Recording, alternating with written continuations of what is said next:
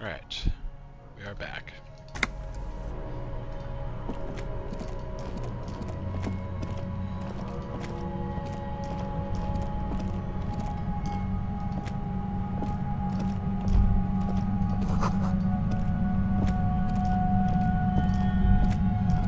There it is again, like a swarm of hornets buzzing under your scalp. No. What do you mean? Either way, we ought to be careful. There were footprints back there. Looks like our suspect. If she's in here, we need to plan our next step carefully. Once we detain a credible suspect, who knows what the Union and the Wild Pines will do? We'll set in motion events we have no control over.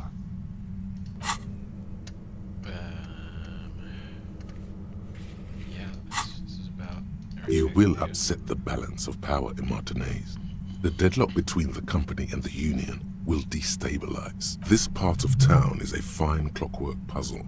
Disturb its peace, and it will start breaking down, uncontrollably. Keep calm. Go over the whole situation in detail.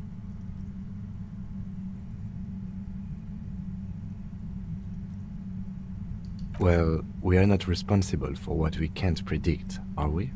I don't think the entire city will be razed to the ground. If you can't predict it, there's nothing you could have done. I think I see a cavern. Maybe more cellars? I think we've been careful enough. We still have the element of surprise. I wouldn't be so sure. You haven't exactly been sneaking. Or maybe not. Either way, once we go deeper, there will be no turning back.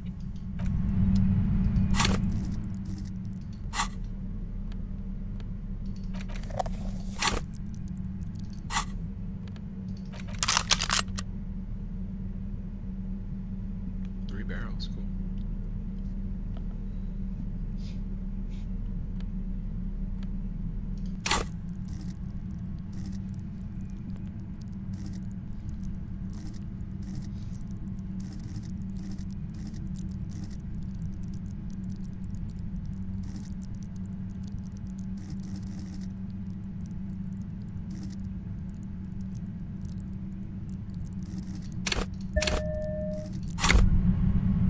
Holding the gun feels natural and satisfying. It's like an extension of your arm. It reminds you of the day you first held it, with fear and respect, hoping you don't have to use it in vain. The sun was out in Jamrock. It was so long ago. But this is your gun.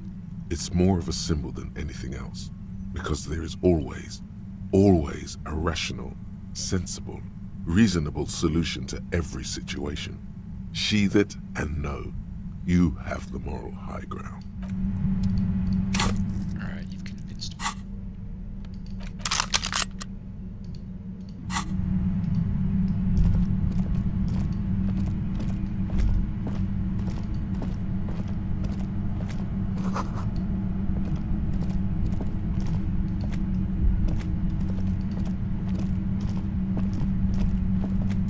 Oh, sick.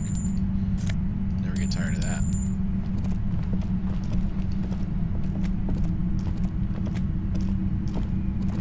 Suddenly, your entire body is paralyzed. Aggressive white noise fills your skull. A strange pain, like you've never felt before. Through the static, you hear a woman's voice. It's like 1,000 radio stations are being blasted into your head all at once. But her words are the only ones you can make out. I know you're feeling pretty uncomfortable right now. Don't move too much or fight it. That'll just make it worse. Can't say it's a pleasure, officer. I was really hoping not to make your acquaintance. But here we are. As she says the word officer, you feel a spike in the agony.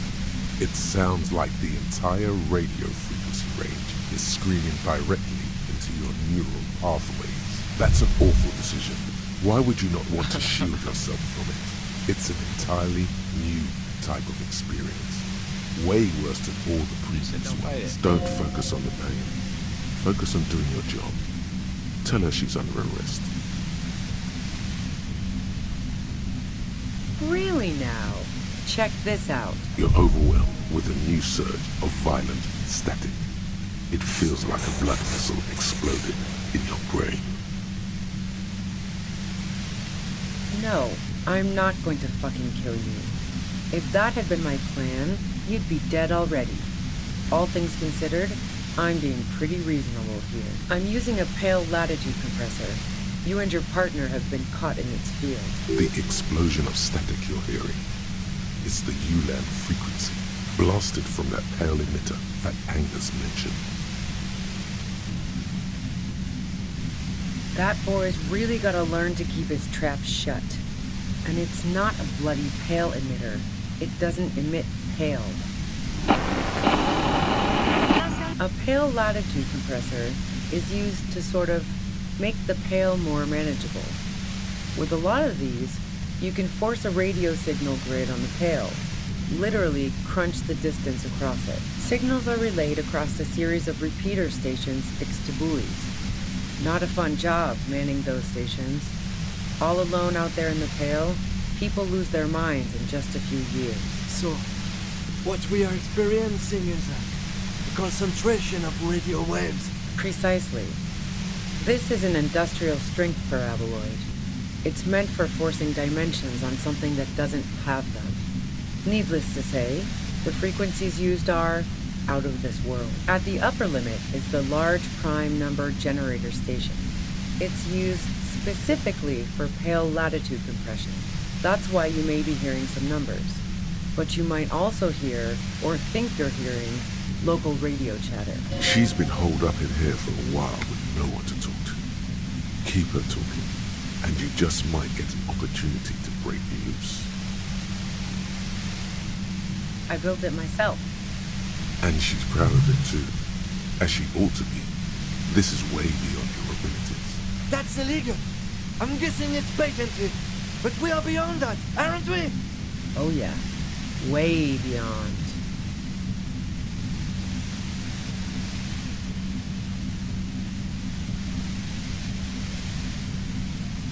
Yeah, I stuck my head in there before using it on you. It seemed like the ethical thing to do. Can't say that I enjoyed it. The field was weaker, but I can imagine what you're going through. Yeah, let's not talk about that shit. You were hunting me and fell into my trap instead. That's all there is to say about it. If you've got something really important to say, you can do it through the white noise.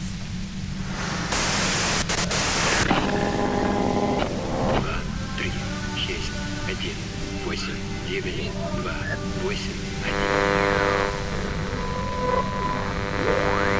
looking for a deal on mattress. Turn this. God damn it. Fine.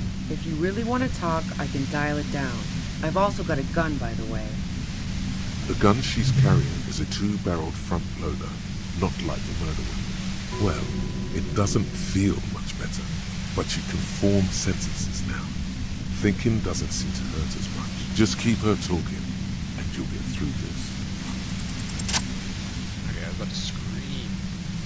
This my 92% checked in there. Not really doing a good job of stopping.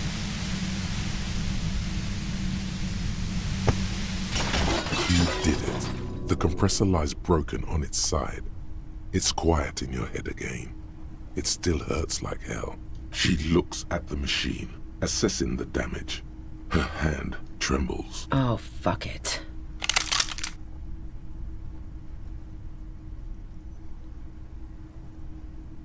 Problem solving. Ma'am, put the gun down. That's not the solution to your problems. You are... Oh, yes it is.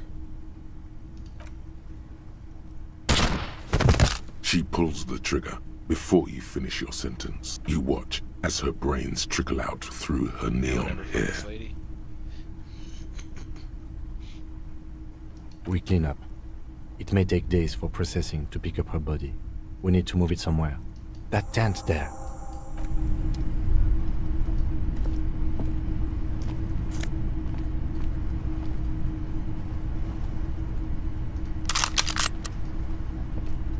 Yes? This would be a great time to tell him that I shaved. All of that just for her to offer some whack. The plain red tent stands by dispassionately. It was pitched by practiced hands. She was used to camping out. You see, a rolled-up sleeping bag and personal belongings. We should put her in the sleeping bag, so the rats don't get to her. The lieutenant nods. That wouldn't stop the rats. There she lies, cocooned in the sleeping bag, surrounded by empty cigarette packs, books, and half-read magazines. Magazines? You should look through them. Assorted soft covers, mostly pulp horror. A motor carriage lies buried in the snow on one cover. On another, a ghost airship. You also see a collection of radio enthusiast magazines. See anything? Rager Monthly, Journal of Material Science. More Technological Digest. One of the magazines doesn't have images on the cover. It's not a magazine. It's a leather notebook. You pocket the worn brown leather journal. We should read this immediately, like right now.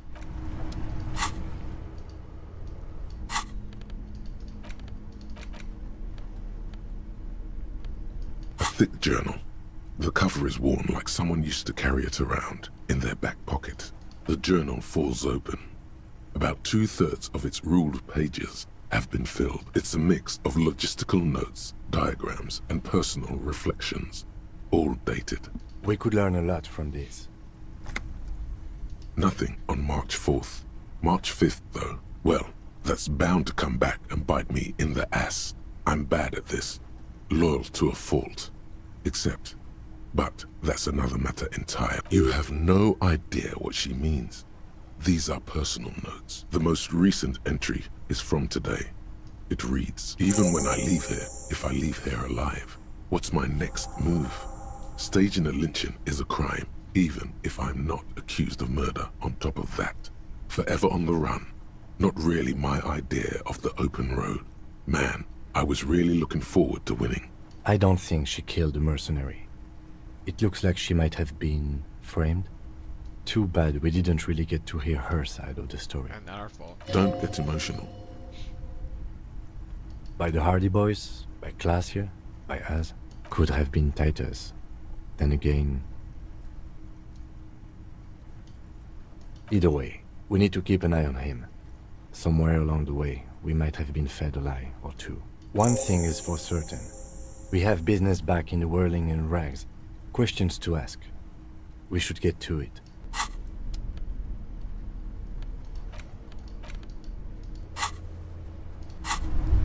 Yeah, that lady's dumb.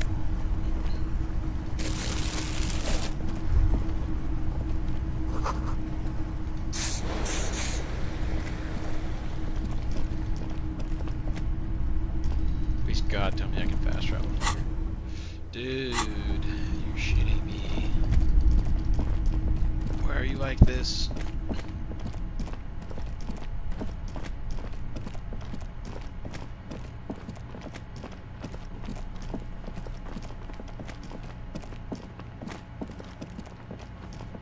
I forgot to investigate this earlier. A mustachioed and mutton-chopped man. Some radical or radicals were hiding out here. They left a long time ago. You mean like Ruby? No, I think we've stumbled on a piece of history.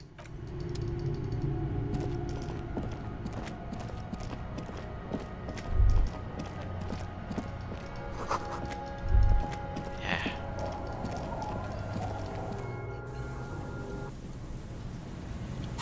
Fuck.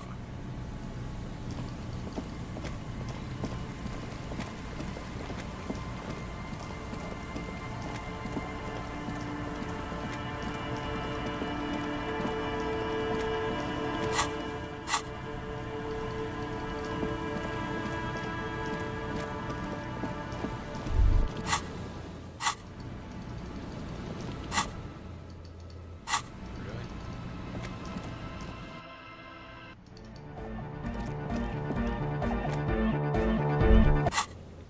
I just can't fast travel. I wish they would tell me that this was by design.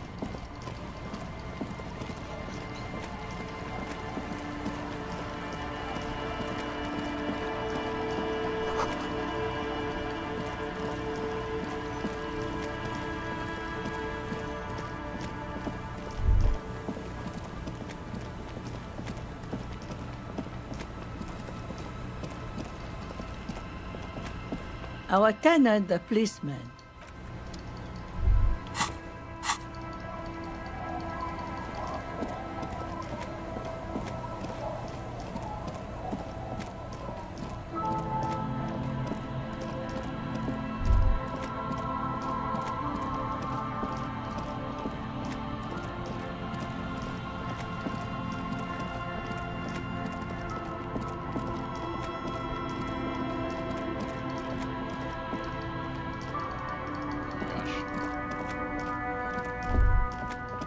Stop.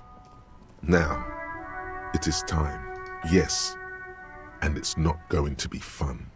Be prepared. Make sure you have your pepper box in your hand. Your fingers reflexively reach for the Villiers 9mm pistol in your pockets. Then you'd better get ready.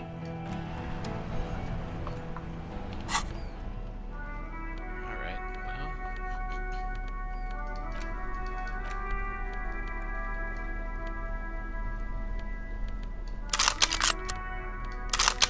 Hell yeah.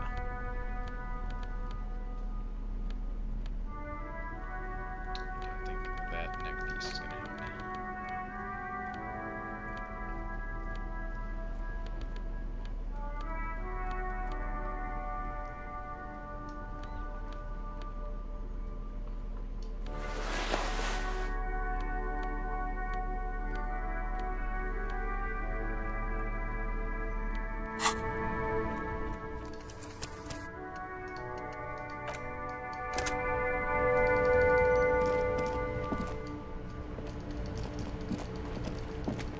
It's a lady?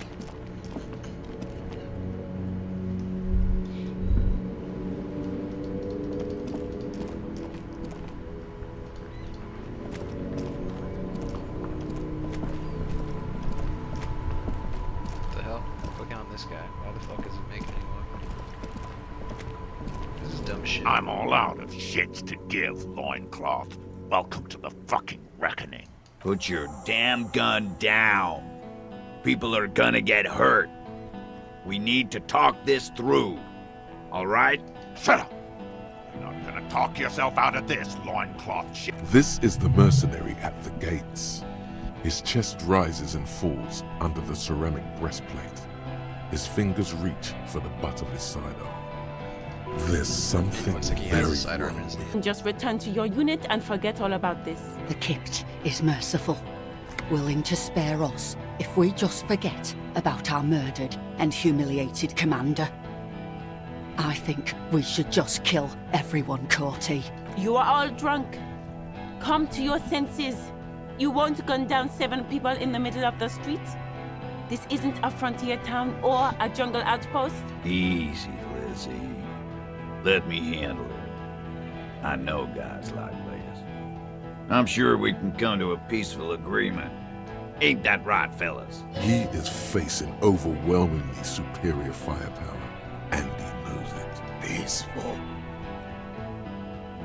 There's a fourth. Nest in your abdominal cavity like a little wild mouse.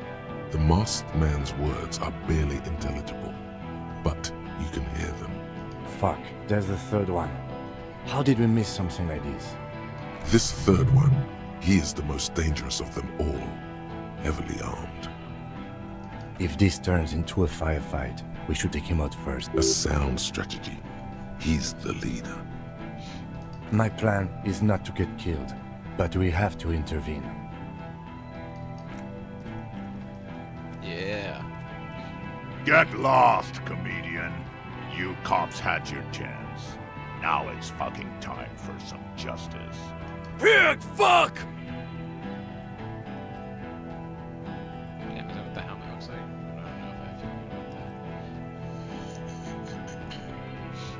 that. Oh, people are gonna die today. We're not leaving it like this. These tribals hung him up for everyone to see. No one is going to kill anyone. Let's just put the guns down and talk like civilized human beings. With a wordless gurgle, the killer loads his long rifle. The leader gives a small nod to the helmeted man. Suddenly, the grip of your sidearm feels comforting and warm in your hand. Feels like it's saying, do it. Shoot him in the mouth. Shoot him before he shoots you. Even if it comes to a fight, it's always a good idea to drag it out first. Get under his skin. I don't know about this getting under his skin. What if he gets under yours? I'm barely keeping your hand from trembling here.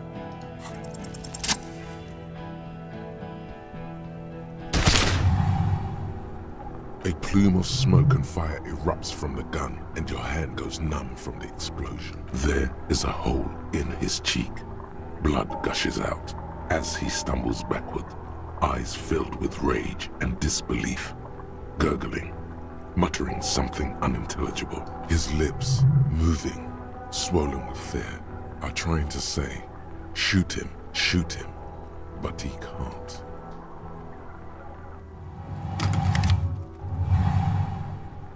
To your right, the killer raises his rifle and takes aim at you. His moves are steady, but the long barrel of the rifle sways slowly. From the corner of your eye, you see the lieutenant raise his pistol and aim it. You leap left. A swarm of angry men passes mere millimeters from your side, tearing fabric off your coat.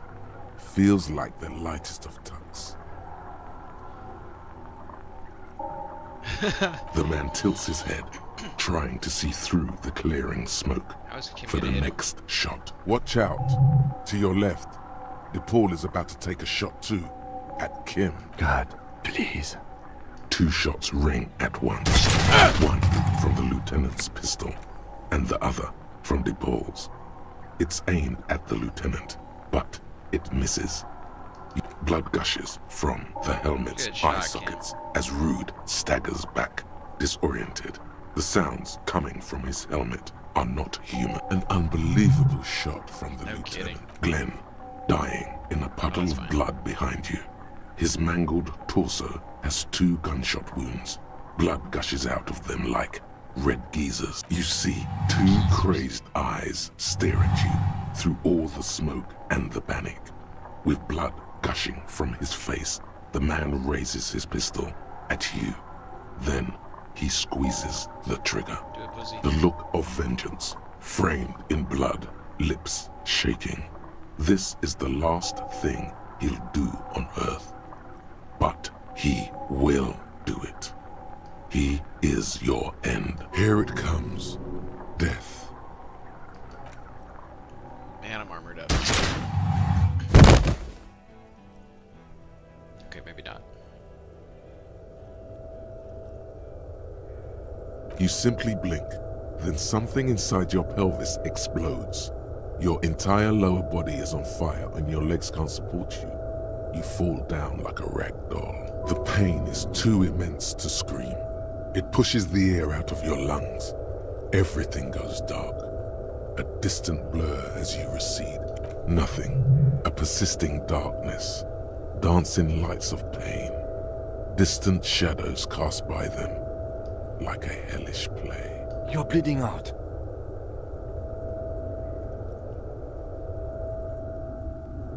Yes, keep talking. Stay awake. Look at me. But you can't. It's so hard. Your eyelids grow heavy, and the sounds ever more distant. And a cold comes over you. The lieutenant, too, is somewhere far away, almost gone. When suddenly, you sense something behind him, a slender white shadow towering. Someone stands there, raising her pistol at him. The lieutenant does not see it.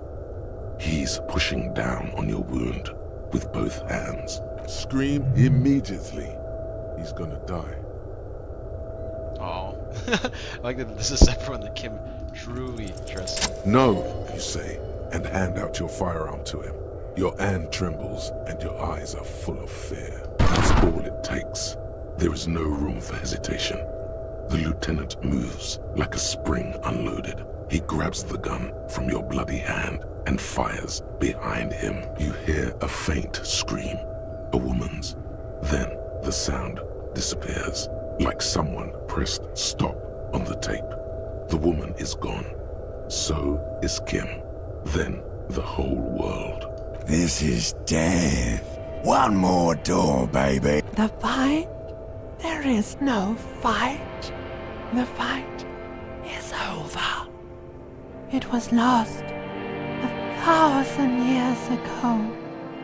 You have laid here forever.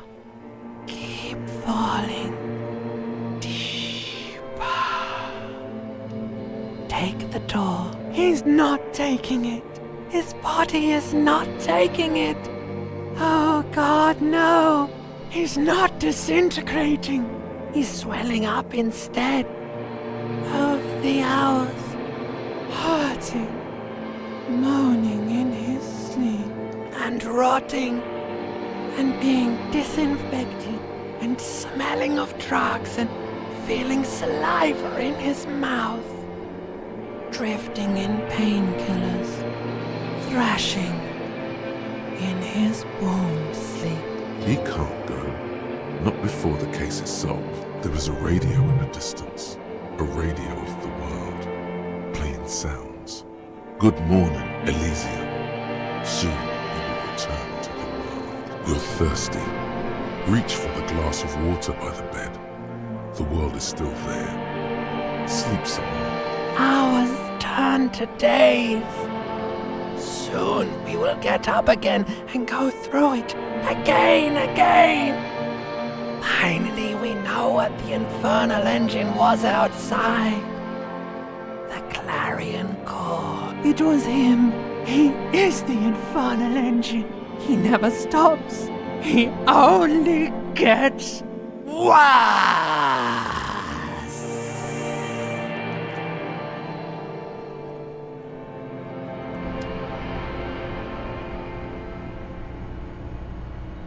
You see the lieutenant's familiar shape in the orange jacket.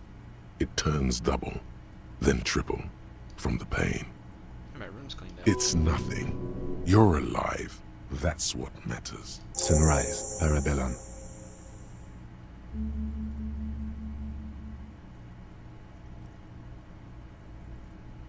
Yes, the joke wasn't funny anymore.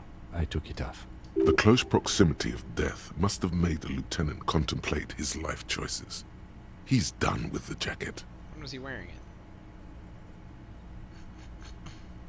What happened? You shot the major in the face. A firefight ensued. Yes. As retaliation, the rifleman tried shooting you. He missed, or you dodged. Then I shot and wounded him, while Glenn took a bullet in the spine. It was meant for me. Glenn did not survive. Titus, Fat Angus, and Theo charged. Angus and Theo did not make it. They both died before they made it to intensive care. Titus survives. So do Alain and the musician. I forget his name. Yes, he's still alive too. You were bleeding out. You said something, I don't know what. And you warned me. I was able to disarm Officer DePaul before she got the jump on me. I killed her. And that's what happened. Yeah, good. Fuck him. DePaul was the last to die. Everhart had their bodies returned to Connell for a funeral. Company is yet to retaliate. Because we deterred them? Or Joyce did? Maybe the harbor in full lockdown is too costly a target. Or maybe they are simply taking their time and will attack soon. 4. Glenn, Theo, Shanky, and Angus. The fat one, he took a lot of bullets. That's funny. All.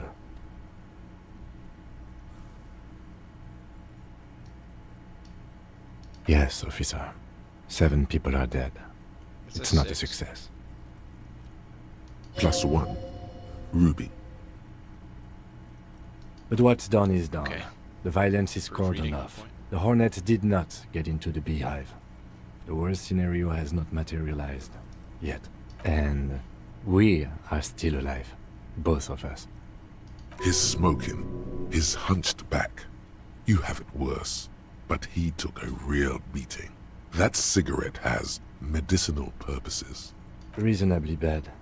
You were shot in the left quadriceps. That's your thigh. The outer side, thankfully, no major arteries were nicked. The bullet was removed and a bacterial infection treated with mercurochrome. We will Oh, see. it's been like 2 days. With considerable pain and the stitches tearing every now and then, you should be able to do it. Not very. I have a concussion from that woman beating me with the butt of her gun. I tried to not move too much. Things would be worse if you didn't warn me. Thank you. I did not see her coming. Stupid of me. I mean, they all had pistols though, I'm pretty sure. Like, she didn't even have a... Easy now. You can take it. Just don't lean on that leg of yours too heavily. Your balance is way off. You feel like you're about to fall over on that thing. How are you? I'm not sure the armor helped. He nods. I honestly don't know. Do you? Because we can't talk to Everard. The harbor is in lockdown. Everyone in there is outside our grasp now. And Joyce has left too. Yes, she left yesterday morning. To meet the board of Wild Pines, or that is what I've heard. There's a pin somewhere in the machine that keeps Connell from sending in a death squad. Maybe it's her. Maybe she kept her hand. Either way, Ruby's gone. And Classio too. We really should have arrested her, you know? Oh yes, she left 20 minutes prior to the tribunal showing up. I asked Mr. Gart. Turns out it was a bad idea not to arrest her. But maybe it was a good deed that will pay off in heaven. Who would have figured? What would we have arrested her for? That was our job to find out, wasn't it? Honestly, I just don't know. Our circle of suspects is dead and gone. It's not a circle at all. It's a ruin. Honestly, I think our investigation has not produced a single credible suspect.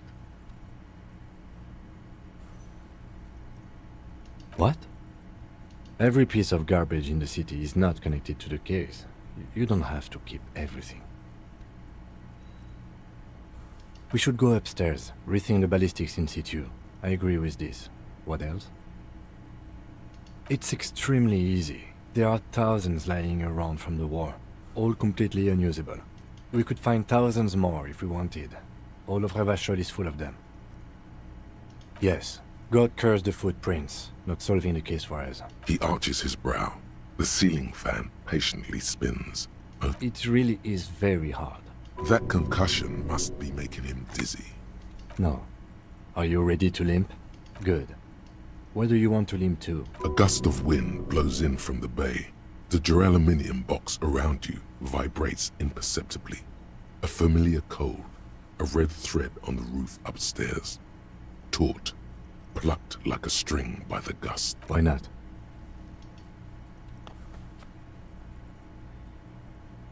Another look at the window, perhaps? The one he was shot through. I don't know. I can't think of anything better.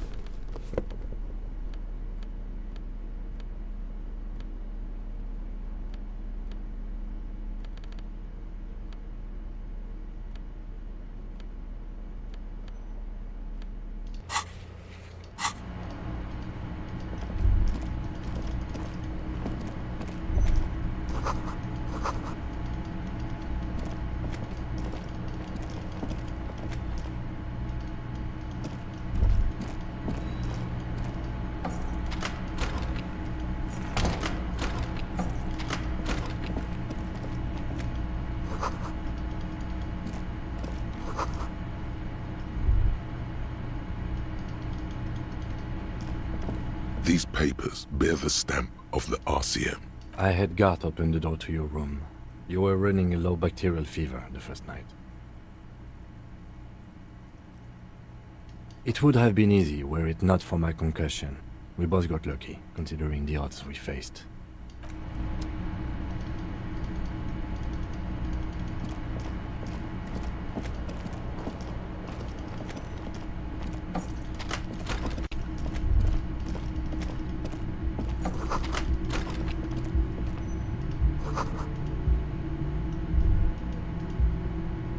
Next to the stack of bills, you see a note. A few lines jotted down in large, uneven handwriting, just as the writer was about to rush out the door. I'm sorry, I fucked everyone over. P.S. I didn't kill him. P.P.S. Gift upstairs. A gift.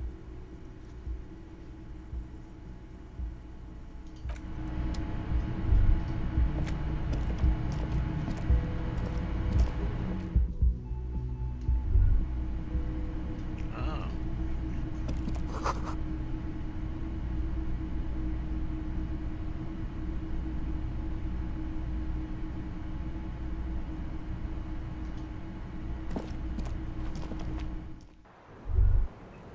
Wait, stop. That man, bloated beyond all recognition, was 42? Below the damage, the weeks of decomposition, all the swollen indignity of mortality. He was 42 years old. How old are you? That's where this is going. 45,000 liters of raw alcohol has left its disfigurements. What lies beneath, you wonder? Huh? How old? 58? You asked. 42. And he was deceased. He had been decomposing for a week. There's silence. Then a little... Sure, you're 42. Wait. This requires scientific measurements. To the laboratorium. Date of birth generator.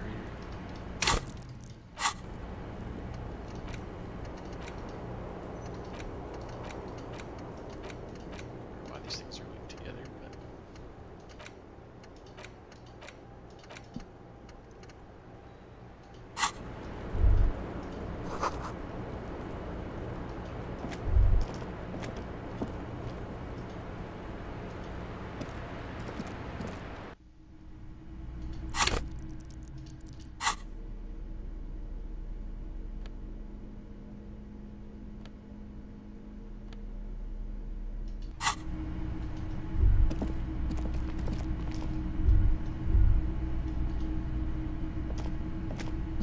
you see the same two neon-lit shapes.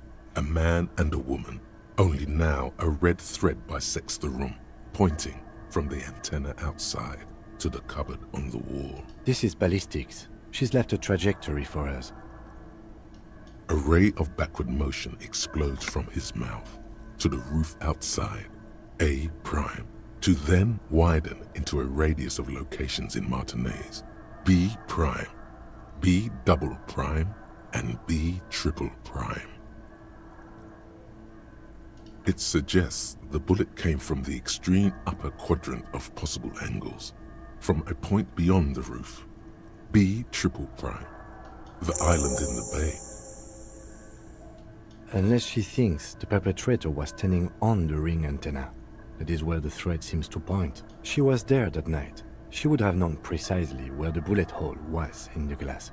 She had a long time to think about it after, standing on that roof, staring at the glass. It also looks like there may be more to her skill set than we know. The question is, should we trust her?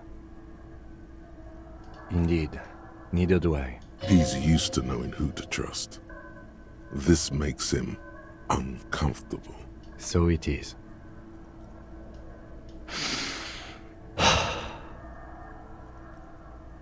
Of course. I mean, how do we get there? Joyce Messier had a sloop, but she's gone. Ah, yes, of course. The village. Let's go. A red thread runs through the neon-lit ship.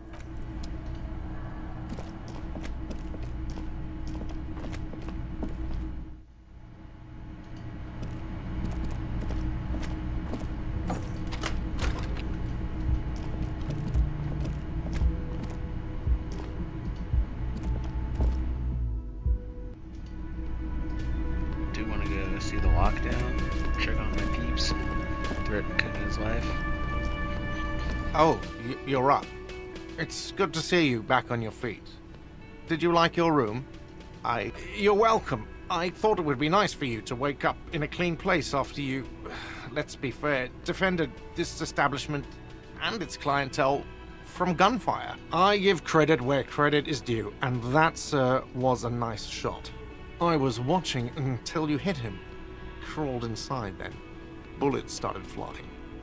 Anyway, He really wants you to realize that he was also on the balcony looking by, in the danger zone, so to say. I wish you a quick recovery. Also, you and your partner are staying here free now. This establishment supports cops. The stay is free, but the drinks are not. Oh, you know, people don't tend to stick around after shootouts. Turns out they're not good for business. I don't remember everyone who comes here, and many people wear sunglasses inside lately. Must be a fad. Where was I? How do you think I know the crazy shit you pulled off out there? I was there, out on the balcony, protecting my establishment. That's actually true. You remember him from the corner of your eye, right behind you on the whirling balcony. So, yeah, I guess I'm what you call a badass. It really took courage. Don't pick at him.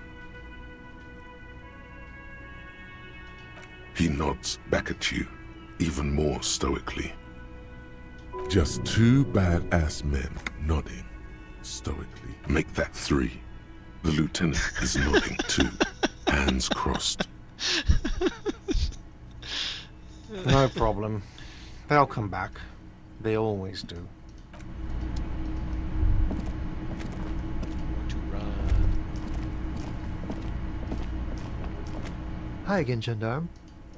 Bye-bye, Gendarme. This guy is cool as a cucumber. This guy absolutely mayhem.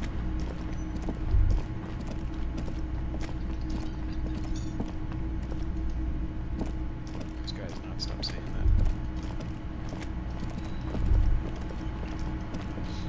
Seeing you approach, the bruised man raises his bear in welcome. Crazy motherfucker. Didn't think you had that fury in you. But I guess I've misjudged a lot of people lately. That was one hell of a shot. Hell of a shot. The fucks did not expect that.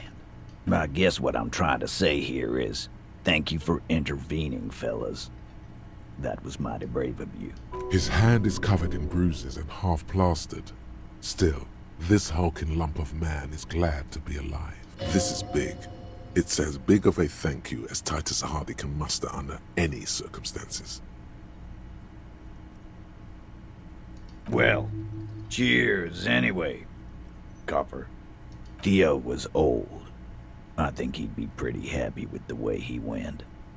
Never could imagine him withering away on a sickbed. But Angus, he was just a stupid kid. Didn't realize the mess he'd gotten into. Trusted me. Still, the balls on that kid.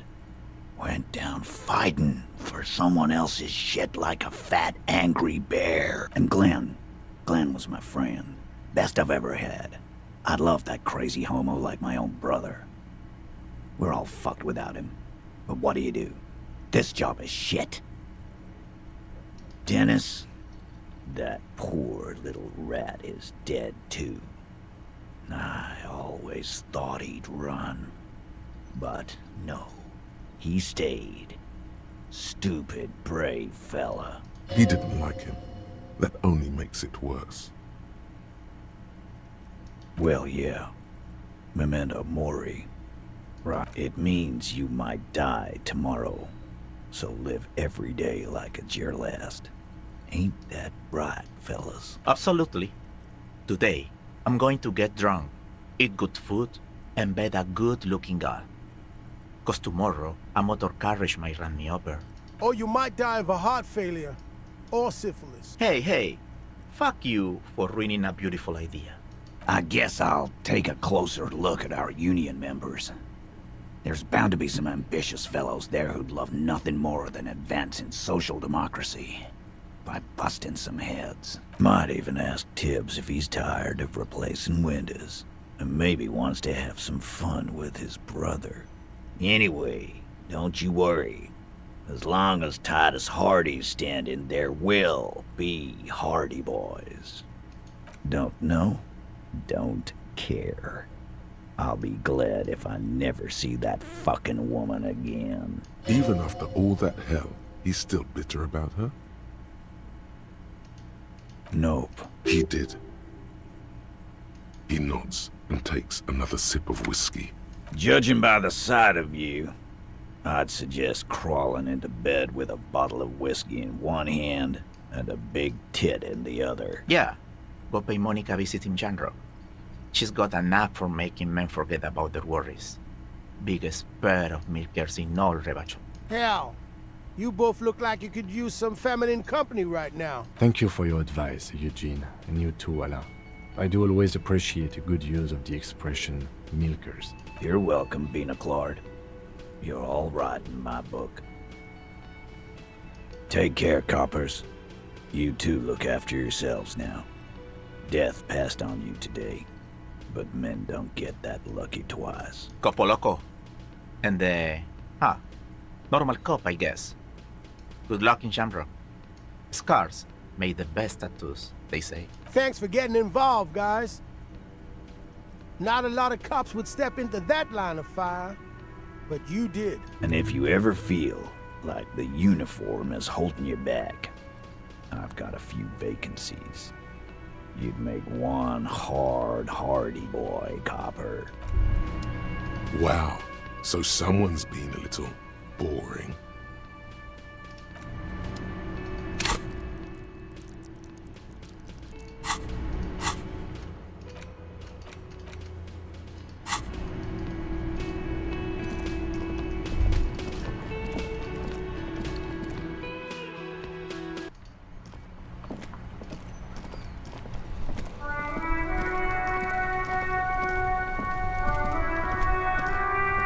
The graffito has been painted over the traces of the fight that took place here.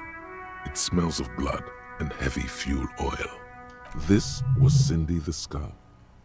The lieutenant crouches, touching the fuel oil with his finger. Looks like it, yes.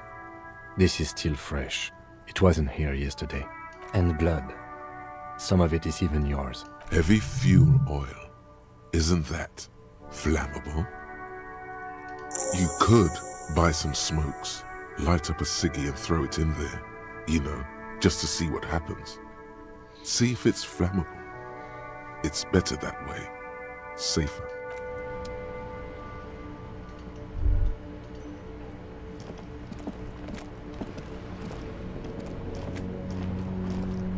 Officer, care to play a game with the lonely old man? Actually, never mind. Wouldn't be the same. The prick is gone. I can barely believe it. But he's really gone. He is trying to retain his jolly facade, but the underlying sadness casts a deep shadow over his wrinkled face. Yes. In peace.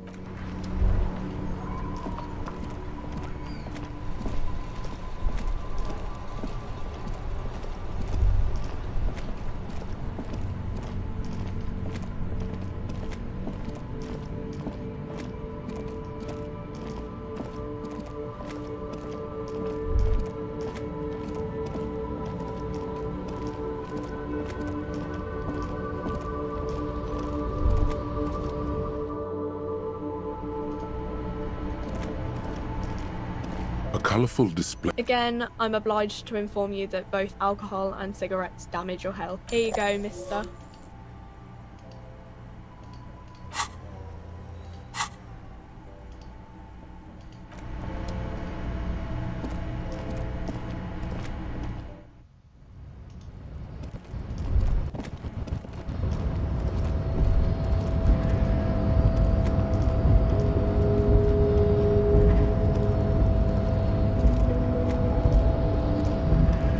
Boyadero stares at you with respect, then gestures towards the trickles of blood adorning your clothes. Any political movement goes through a period of strife.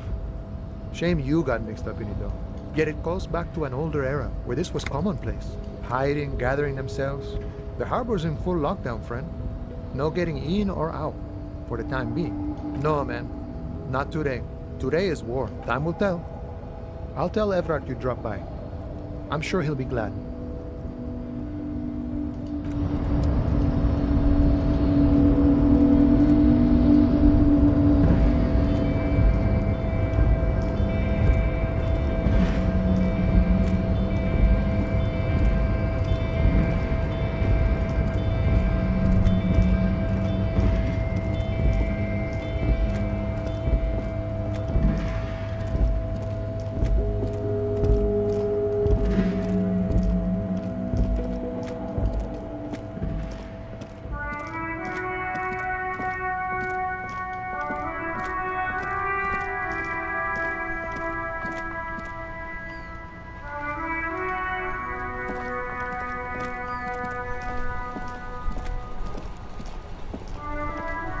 The graffito has been painted over the traces of the fight that took place. This was Cindy the Scar. The fuel oil catches fire immediately with an ominous hiss.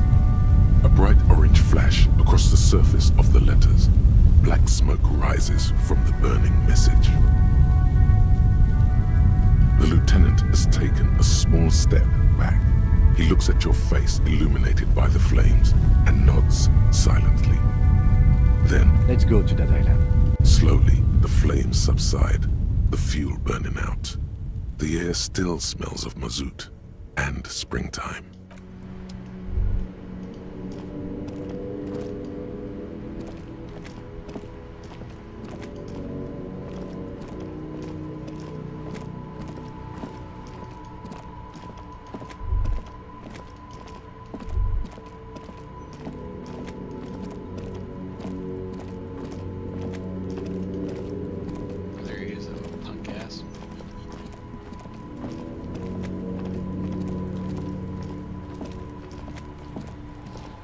Everyone says you started crying in the middle of a firefight and then bled like a pig. I guess that was cool. People, they say you'd kind of died for a moment, that you let your shit out already, but then came back. So I guess that's what's cool now. Just don't think because you got half your dick shot off and you're an invalid now, Kuno's gonna treat you different. Kuno doesn't reward weakness. It's business as usual with Kuno. Kuno's cold like that. Feels good for some reason. Watch out, pig. It's a dangerous world out there. But Kuno's got his eyes on you. Who knows?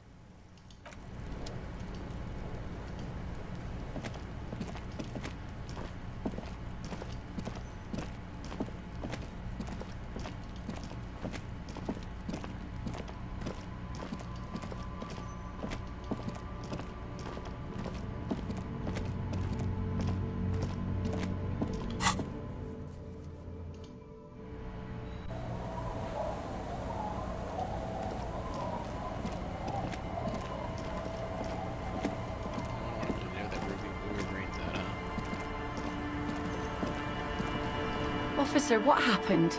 You're limping. Why are you limping? You look terrible. She sounds almost disappointed with you, reprimanding you for falling and hurting your knee.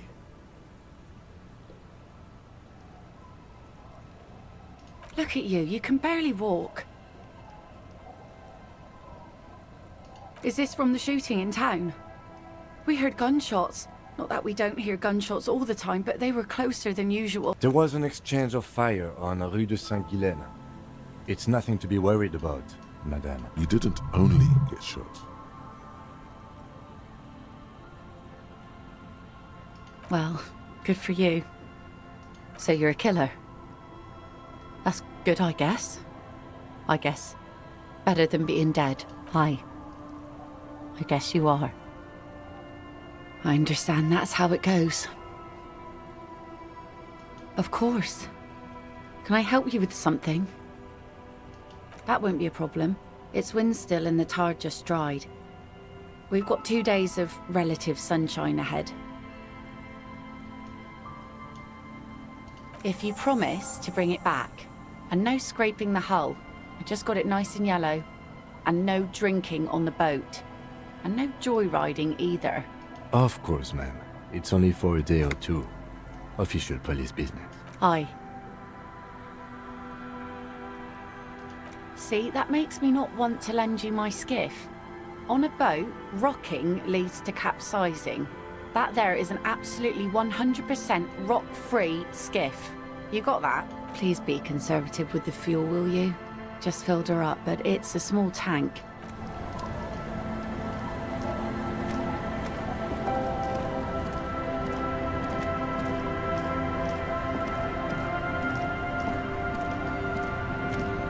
A skiff with a small steering engine in the back floats on the calm mirror of the sea. Its 2 seats are empty. Once you get in, that's it. One pull of the starter handle, and you're off into the bay. Have you made all the necessary preparations? Closed all your accounts? Remember what the net picker said. It's a small tank. You won't be going back and forth on this. What? Fine. Let's blast Sad FM then.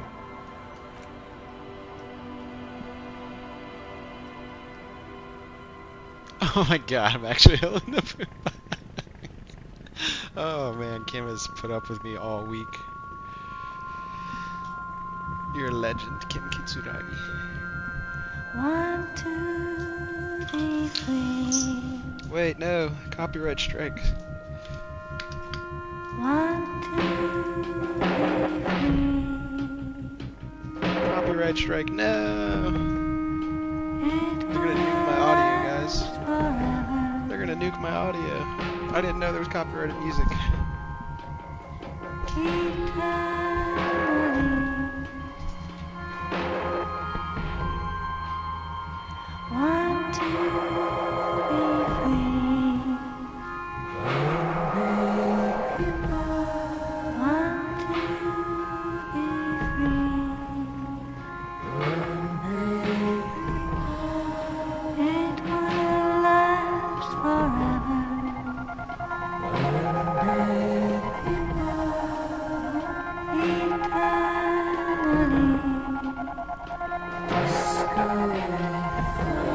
I can't skip it.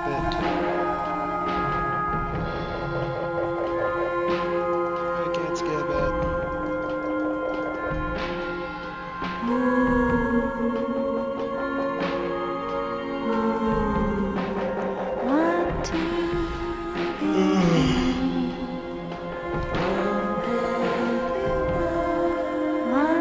I wouldn't have grabbed the robots.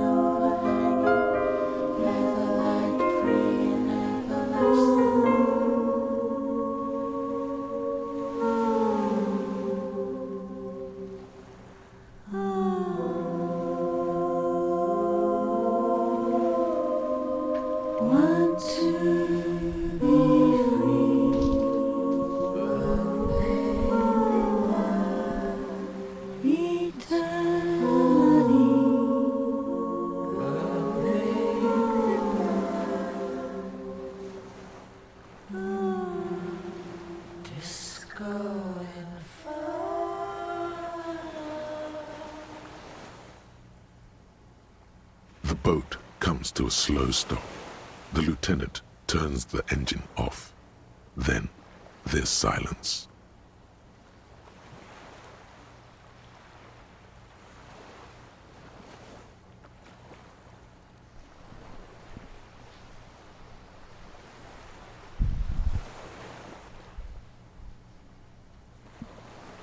In the silence, a sputter of wings.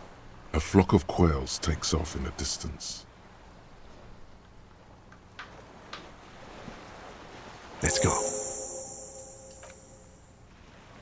Why are we whispering?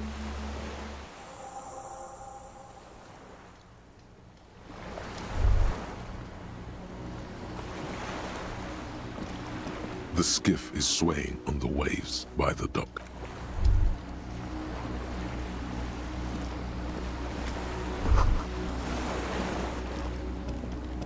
The chain trails off into the ocean, connecting the island to the supply depot on the coast. Ah, yes. So it seems. For bringing munitions to the island, maybe? And supplies? You could also lock the bay when you raise the chain. As a defensive measure, locking off that side of the bay. From enemies. Enemies of the commune of Revachol.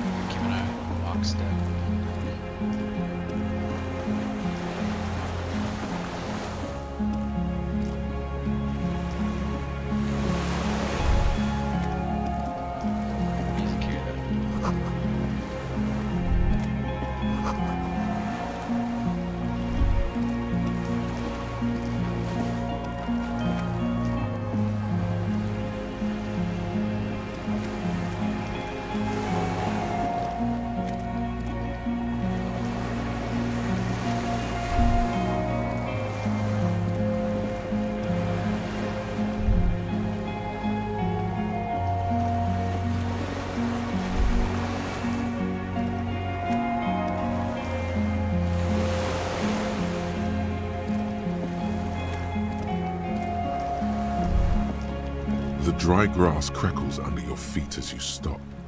Far away, birds' wings touch the still surface of the sea.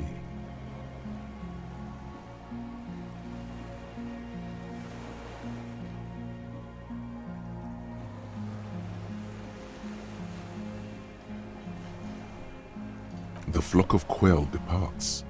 Now more than 100 meters away, on the islet, there is almost no wind, just the light movement of air through the reeds. The great ghost of the air is holding its breath.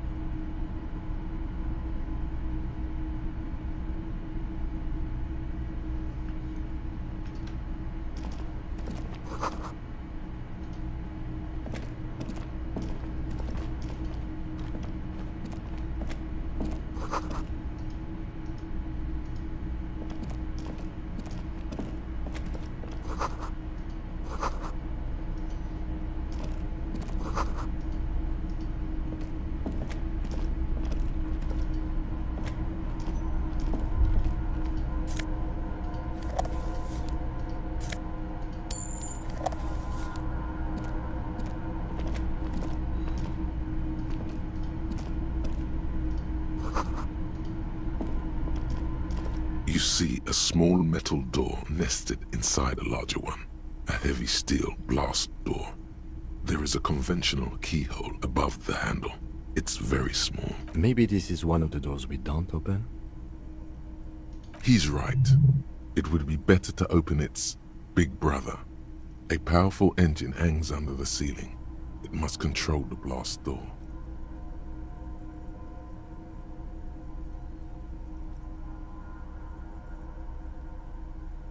I think there's a console just southeast. Let's look around. Getting the black.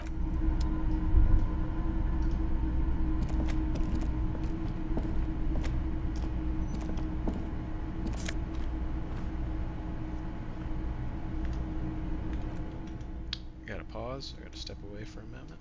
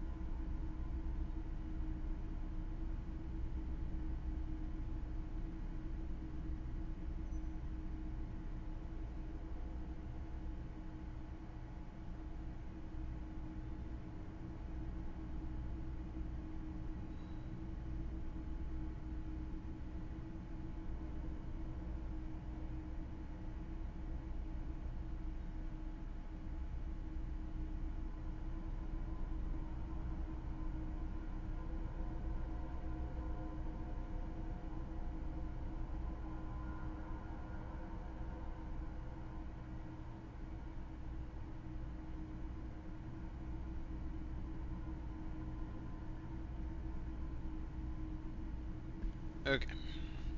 Apologies. I'm running again.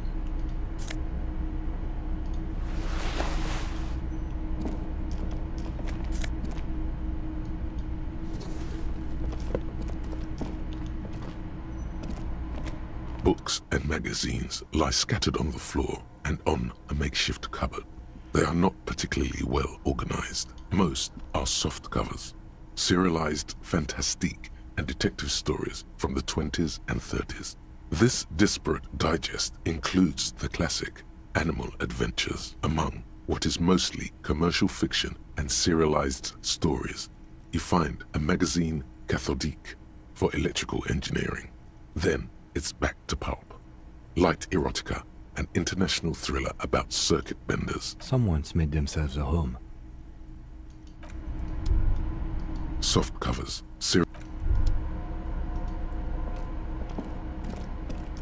There's a greasy old spring mattress in the corner, resting on piles of soft cover books. White linen and a pillow are visible under a worn-out caracal blanket. Someone has been squatting here. The linen is fresh, recently washed. You force the rest of the sentence out through pain, thick as molasses, no longer able to hear yourself speak. You know, officer, you can rest here if you are feeling tired. I will keep watch. You could use some rest for what's ahead. You face the concrete wall. There's less light there, in the dark corner. Like a dog, you lie there. You didn't realize how tired you were. Your body is still nowhere near healed. The blanket feels cold. The entire room does. Concrete and cold. Minutes pass. Half an hour maybe. The sounds of the sea beyond grow distant. Your eyelids close until you feel yourself standing up in the darkness, right next to the mattress. Slowly, the world begins to hatch from the blackness. It's evening. Sleep. God damn it, Cam.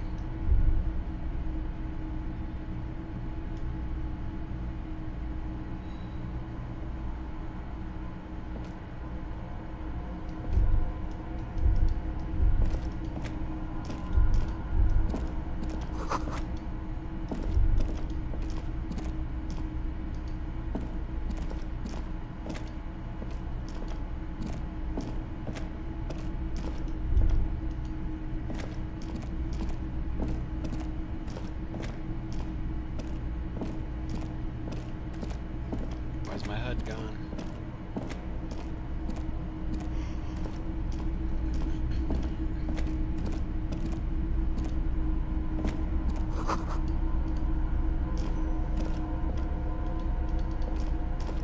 Oh, don't run.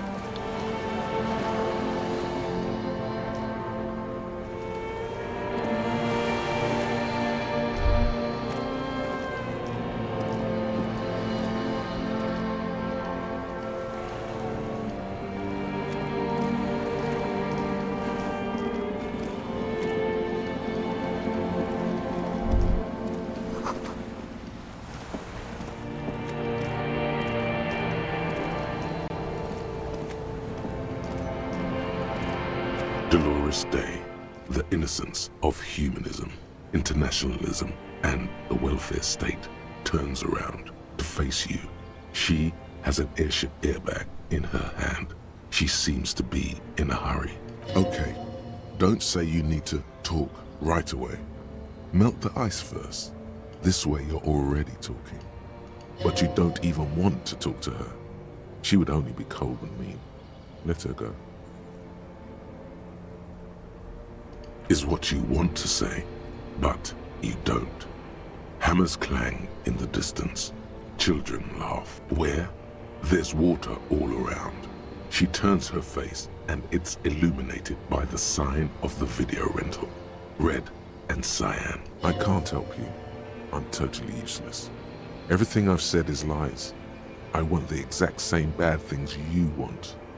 To stand here like a pillar of salt, saying, I'm going to Morova. To live there, in Grad. It's 1 million kilometers away, Harry. Might as well be another lifetime.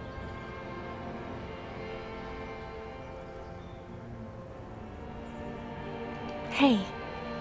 I mean, hey to you too?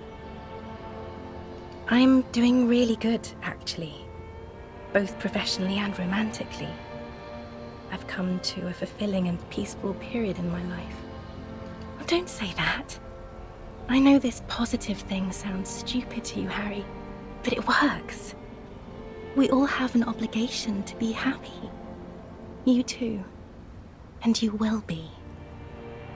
No, Harry. No. I don't want a massive, epic showdown. I want to go to the aerodrome. I have tickets for the 10:20 flight to Morova. Really, we don't have anything to talk about anymore. Every combination of words has been played out. The atoms don't form us anymore. Us. Our love. Our unborn daughters. It's all gone. I have to go to the aerodrome. I have to leave Revachol and you. And you have to be alone. In hell. Forever. That's just the way it is. oh God, whatever you do, don't try to kiss her yet. Not after that. You're still reeling. You'll fall over if you try now.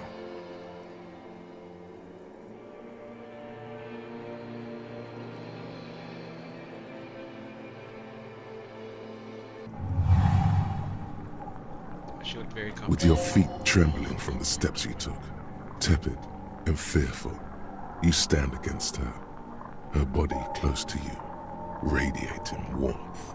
With your eyes closed, you move your lips on her mouth. She is not kissing you back. The moment is ending. She is going to move her face away from yours.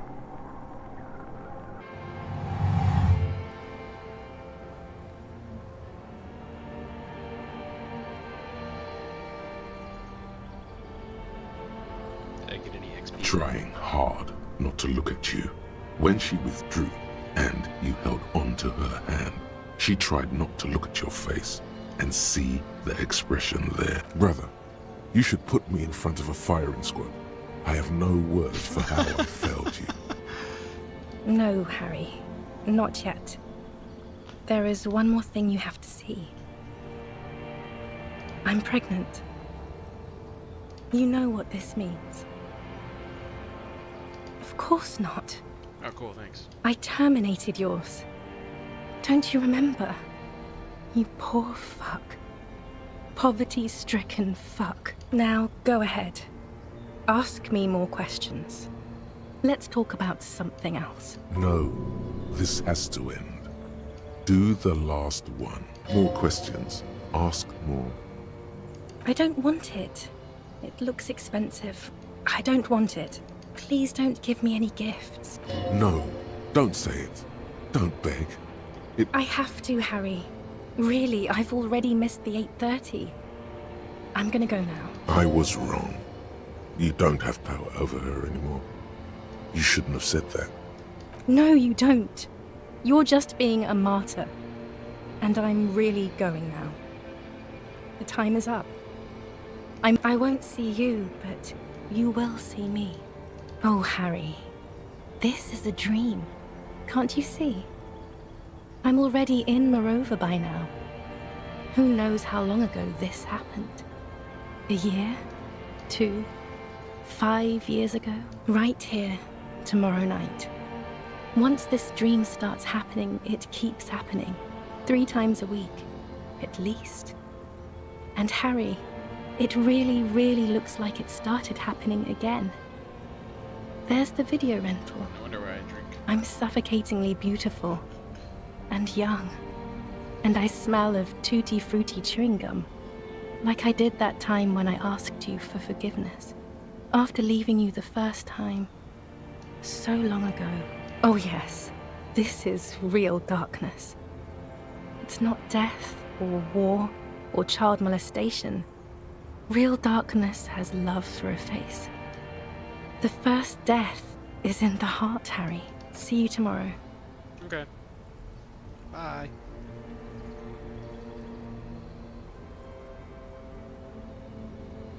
Dude, I better have only been asleep for like an hour. That sucked. Oh, yes. What's up, kid?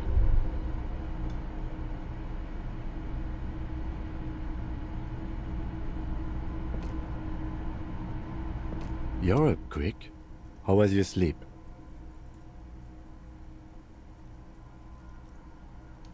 I did not want to wake you. Perhaps I should have? Was it a job dream? The lieutenant nods solemnly.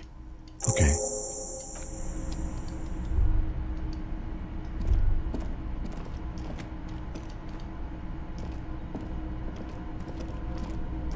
An old cylindrical generator is nested above the ammo lift, with makeshift electrical wiring running out of its side and across the floor. The cables disappear into the wall to your right. The lieutenant puts his hand on the metal barrel, checking for warmth. It's cold now, but someone has been maintaining it. The wiring has been repaired. The lieutenant assists you, holding the canister up to the fuel tank as you tilt.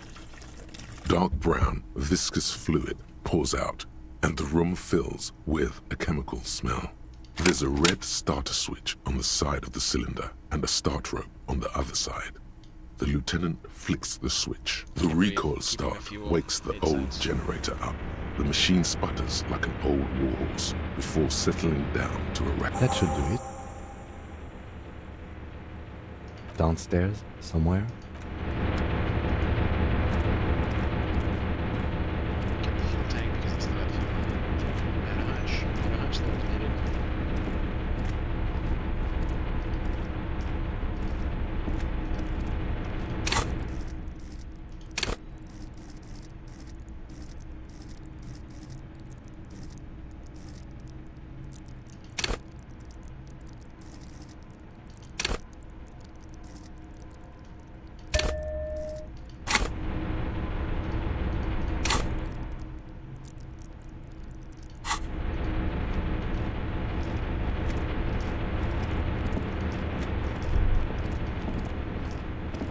Green paint flicks off the monoblock aluminium cabinet. There are rows of switches on the front panel, a frequency band, and even a keyboard. The keys rattle like teeth. This keyboard hasn't been functional in decades. The console of an anti-computation device.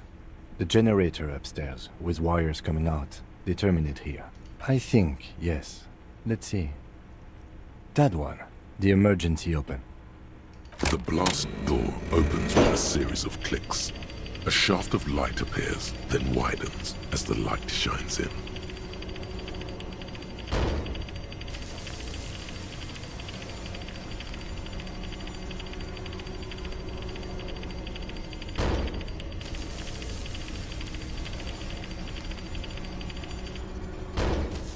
A sudden wave of anxiety makes your skin crawl. After you. I don't know. A thin wisp of smoke rises from a charred black fire pit.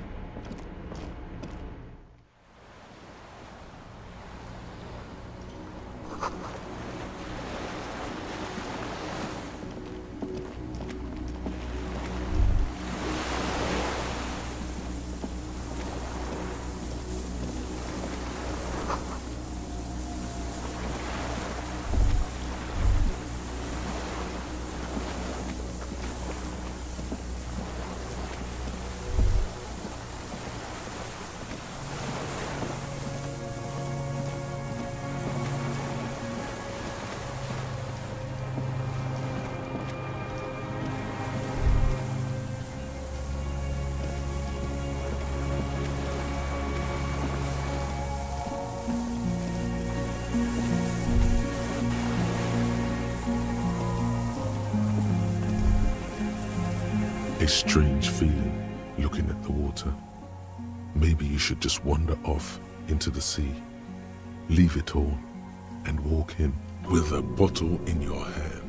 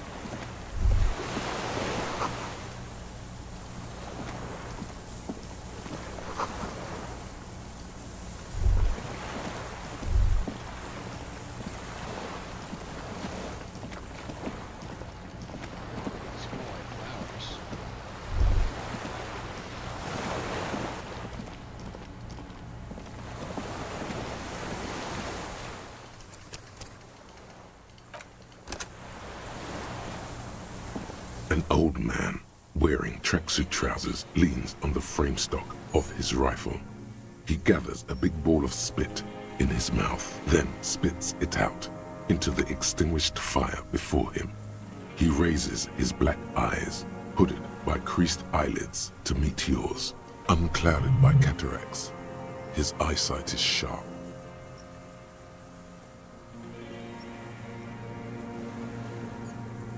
No. Put it down now, sir. Or you're gonna blow my brains out before you question me. To hell with it. It's a walking stick anyway. It's out of bullets. Like an amputated limb in the sand. His gaze follows your motions. The rifle feels surprisingly light in your hand. Frame stocked and patched in places with tape and wire. Still warm from his parched hands. Not the metal. The metal is ice cold. This weapon has been modified several times. The rifle's in a shabby state, like a crutch that's seen too much travel. Hieroglyphs are embossed into the forearm, made of walnut. On the butt, you see Vespertine writing, burnt into the wood. Triangon, 4.46mm, made in Sinyao. The right type and the right calibre. The old man keeps following your motion with his gaze. His right arm twitches suddenly.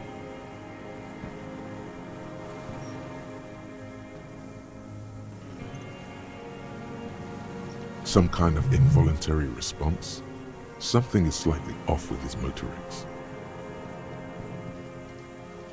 This looked very much like the murder weapon. It could be used against him to get a confession in time. My name is Josef Lilianovich Dross, Political Commissar of the 114th Anti-Aircraft Division of the 4th Army of the Commune of Revachol. I am a deserter, a partisan, and a prisoner of war. This is my termless surrender. The Commune of Revachol? Do you mean the ICM? You're a holdover from the... From the Insular Indian Citizens Militia, the Army of the Revolution.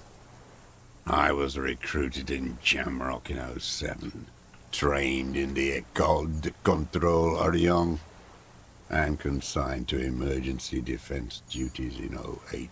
I left my unit on the eve of the landing. When I returned here on May 14th, the Commune had fallen, still armed, and ideologically trained, I wrote a criticism of myself and resumed partisan duties. 43 years. No. I've been on other islands too. I was an Resurrection until they turned it into a spa in 18. Then I was an E-48, a nameless sound, until the sea washed over it. Then I came back here. That was 22 years ago. 43 years and 10 months. It's inhuman. It's sick. It's not how a human being should live, but I had to. I couldn't just forget. I couldn't just forget what I saw. What have you been doing during all this time? Hiding, fishing, waiting. Where the afternoon grows late, en route. Always waiting. For her to return. Her who? Girl child. Revolution. I am not a fool. I know. The material base for an uprising has eroded. The working class has betrayed mankind. The historic opportunity for a revolution has passed. It will not come back anymore. However hard I try, whatever I do, there's nothing serious in this world. It's a farce. I've used it for killing people. Here we go. A trail of blood. The lieutenant smells it too. Killing people? It's a gun. That's what they're for. You want a moralist euphemism? Defending your family and your property. I haven't done that. I've used it to kill people. Interesting. During or after the war? There is no after the war. Class war is never over. This is it. You can feel it, like battery acid on the tip of your tongue. Something you haven't felt in a while. But this is what you live. The great serotonin jackpot. The solution. Going straight. No euphemisms. He doesn't like those. No. Be careful now. Slow and steady does it. Make him repeat it first. Don't mess this up. Remember, he wants to tell you. Get personal. I don't want to tell you anything, you grotesque murderer. And why did you think that was a good idea? Don't listen to me. I'm wrong all the time. What did I just say? What did I just tell you? Don't drop the ball now. Nothing comes to you, and in them, a chill, like electricity running up your spine, crawling into your skull. All is not as it seems. Detective. The who now? He heard you. He just wants to hear you say it. You're in.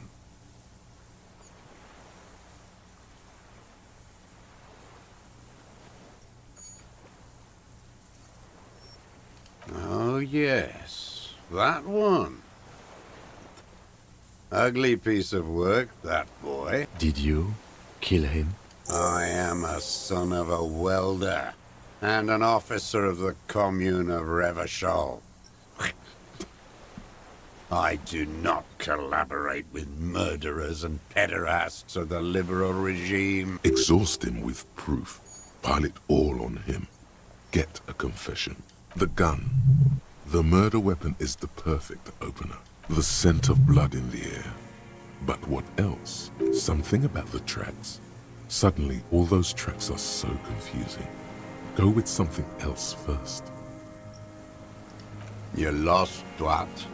You're lost. Petty bourgeois law. A drop of blood in the saliva. Tear into him again. Pile. Not a lot of guns around that use military-grade ammunition, are there? It's a real gun. Not like your little musketeer pistol. I've seen you prance around with that. Jumping hoops for the liberal. You look like imbeciles. Why don't you ask them to give you real weapons? Going against automatic rifles with these toy guns. Of course you got those boys killed. Damn, he saw you. He's watched it happen. So he saw you. Okay, so what? You know what? You're right. I'm convinced this made the shot. Should we call it? Good. This feels good, doesn't it? Tearing things up like this. When you have the murder weapon, you have the killer. Murder. This pushed him, but not enough. Just a little more. You lost, what? You lost. Fetch. A drop of tear into him. Wait, here it comes. The goddamn Maybells. There were Maybells in the grass when you got here. Nowhere else. No, wait. Don't forget the footprints. The diagonal prints in the dust in the secret space behind Classia's bedroom. You got it. Remember? The boot prints were like no modern soul. Maybe don't beat yourself anymore, though. You're not immortal. Nothing else comes up. You see the lieutenant watch you. Try to stimulate thought processes by hitting yourself. I'm sorry, this didn't do anything. Usually hurting yourself does. Officer, a word? I think we may have this. From nothing to this in a day. This is good, Lieutenant Gefreiter. We just need a confession first, and then maybe a solid motive later. Yes, good going. That should be good. We are doing very good. He wants to confess, I can see that. We just need to pile it on. I can see that, yes. I'm not judging. Ballistics. Let him cook here for a minute or two. We can have another look around the island for a sniper's nest. It doesn't have to hold in court. Just establish a line of sight. Remember, he wants to tell us, but he doesn't want to help us. It needs to look like we already have everything.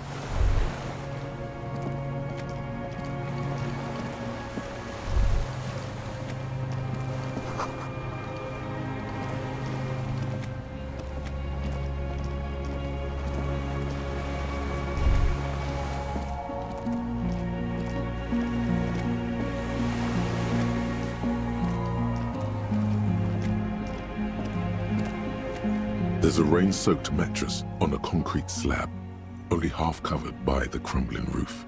At the head of it, double embrasures, firing slits like two eyes in the wall. B triple prime. This looks like a good place to shoot from. A single-person mattress, modern, civilian use. Brand name, Marjorie. There's a fuel stain on the cover, along with cigarette burns, and an empty can of beans on the ground next to it, filled to the brim with cigarette butts. The silhouette of a tobacco picker adorns the paper filter. The brand, Tio Moteri. Noted. There's a firing slit in the wall in front of you, like a little window. The springs screech as you lean on the mattress and crane your neck to look out. A small piece of Martinez coastline opens up in the square in front of you, like a tiny landscape painting. 1 kilometer across the water, the ruins look familiar.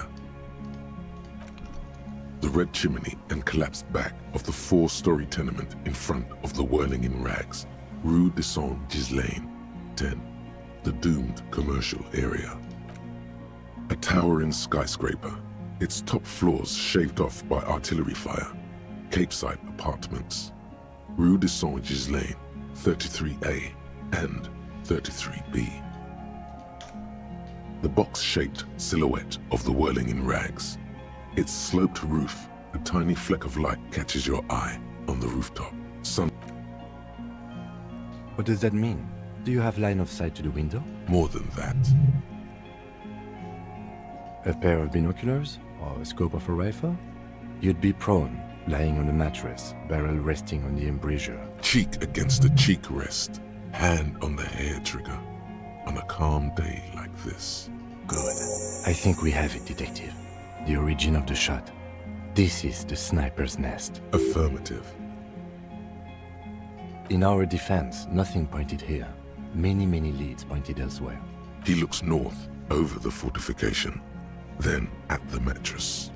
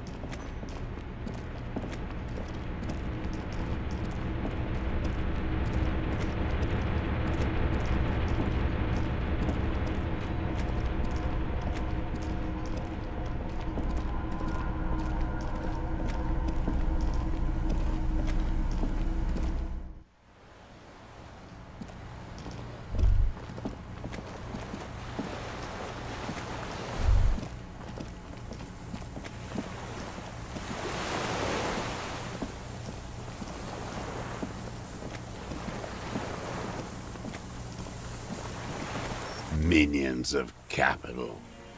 What do you want? Petty. A drop of blood tear into him again. Damn Maybells. The whole island is turning white with them. So many this year, too? The spring is coming. No, it's already here. Wash the filth away. They blossom on the islets before we fertilize them with our blood. Resurrection was snow white in May before they ruined it. South, the Bay of Martinez is dotted with little freckles of islets, turning green, with white flowers in white snow. The coast, too, before they piled their containers on top of it, filled with broken, useless trash for fat-fingered bourgeois children to play with. You must get around a lot to stay undetected all these years. Do you know any secret paths? Pinball workshops? I may. Classier. With the victim. There is a small tremble. Looks like a smile. A crooked smile. Yet isn't quite voluntary. He's about to burst. Almost. But you need one more. Just one. Everything is brands with you individualists. Who cares what brand my shoes are? Sansa. Some shit. Show me the souls, please, Mr. Dross. Fucking imbecile.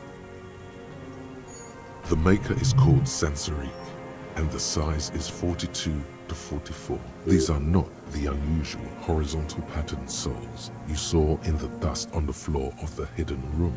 They do, however, seem to be about the same size. The size fits, but not the soul. Simpler. The lieutenant raises his brow. People change shoes, Detective. It was you. You were there, weren't you? Crawling in a whirling rack. What were you doing? Some kind of reconnaissance? Preparing the scene? Listening in on her? Trying to rack your brains. You're desperate to report something back to your masters. They must have really loved that dead fuck. The old man stares at his own prints in the ash around the fire. Silent suddenly, some strange process within him. A gush of wind. Seagulls in the distance. You know who he was. A coalition-trained murderer. Armored and armed. He wasn't human. The blunt end of a hammer. Dripping with blood.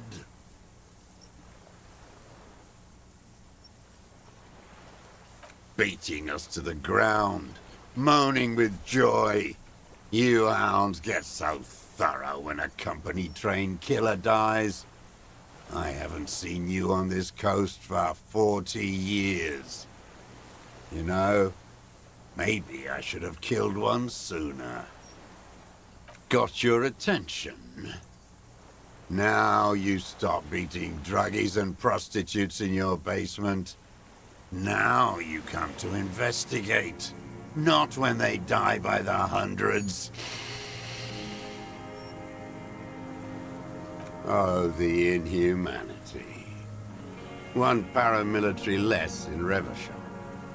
The lieutenant raises his right arm to hush you, while the lieutenant listens, holding his breath. I had them in my sights. Both of them. Him and the whore.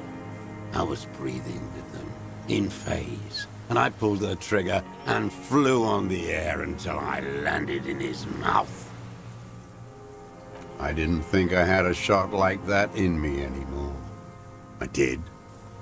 I saw him kneel there with his mouth full of death, and that stupid look on his face. And his dick still in her. Nothing. I went to sleep. Next morning there were Maybells everywhere. The world was white, or what's left of it anyway. My last spring here. I knew the fascists would come to avenge their own, and so they did. Mr. Dross, are you aware you're confessing to murder? Yes. And you were looking at them, the victim and a young woman, having sex, through the scope of your rifle that night, before you shot him? The old man nods. Why? Because that's what they were doing. The motive. This is where the motive is going to come from. You can coax it out of him. The lieutenant's preparing the ground. I don't understand. Do you, detective? I don't understand this part. I'm always looking.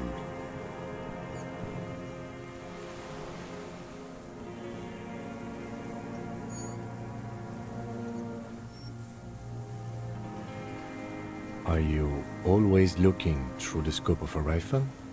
I'm just trying to understand. A rifle's scope has the best magnification. And if you don't like it? Click. Yes. Think of it as a form of critique. A tragic comedy. Druggies, prostitutes, and rentiers. A strange little engine seems to fire up in him again. It straightens his back. Specifically, the whole city is a charnel house. Stripped clean and draped in neon. But Martinez is the worst. Because of the racists. Everyone is a racist in Martinez. It's their favorite thing to do in the whole world. Listening to race-themed radio shows. In the ruins, in their lorries, pumped full of steroids and Radio Revachol 92. Race this, race that.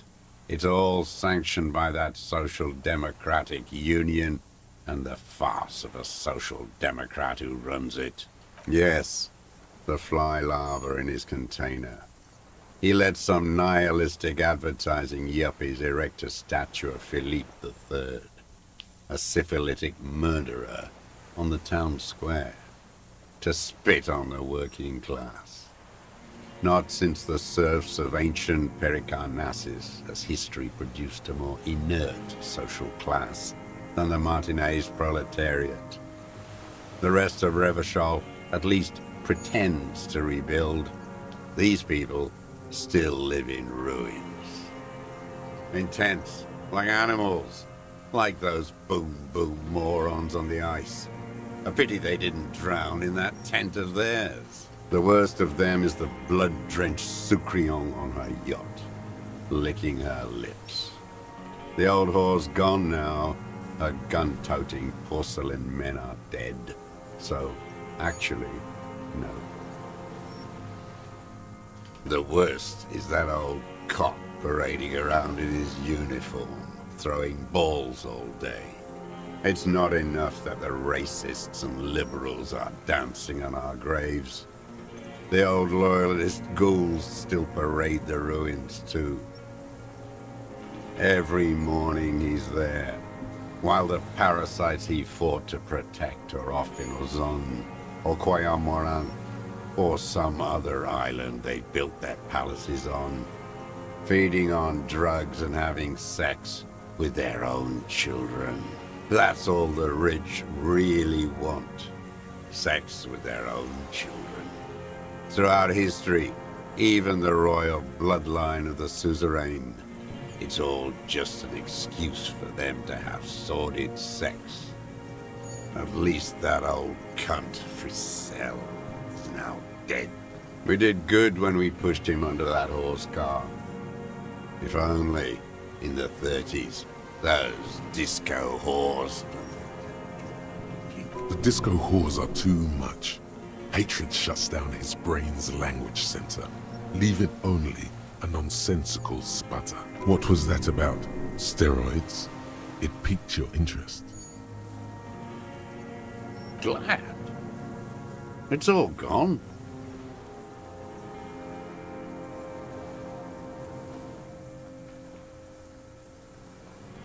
Officer, are we sure? We could maybe get more. The old man looks at his rifle. Them. Fucking. I didn't like that. Jealousy is a reactionary concept. I didn't like the Reaver enjoying himself. Drugged out, soothed in the arms of a young woman. I wanted him to die so he could not enjoy life anymore. And I wanted to see his head explode. That too. She should know better than to hold a child murderer between her thighs. I knew he'd be there for one more second. Writhing. That's all it takes for the bullet to reach his head. Now that I think of it, I wasn't aiming for his mouth. I wanted his brains to spill out on her. But you can't have everything.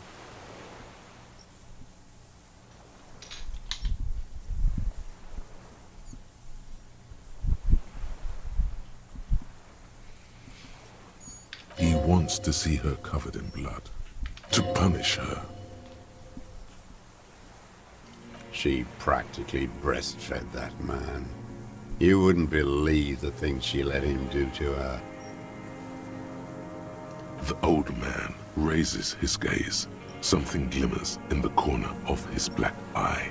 There's nothing to hold on to. Only this. It's not enough. The coals of his eyes glisten suddenly, like stones dripping with water. Is he crying? Man needs to feel something else. In this fight, it helps if you have your eye on something there. It's weakness, I know. Yes, over the years. It's not unproletarian to feel something. No. I don't really know. I was there one night and she was crying, like a child, in the corner of her room on the floor, like she does sometimes, the day after I killed him. Yes, I don't know why I do the things I do anymore. Neither does he.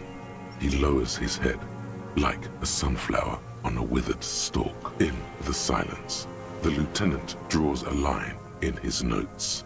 Since she came to Martinez, I saw her sneaking in the reeds early in the morning, behind the Fell building. It was dark, still winter. She didn't have her skimpy outfit on then, just a spot in the night, moving. Past the Fell building on the coast?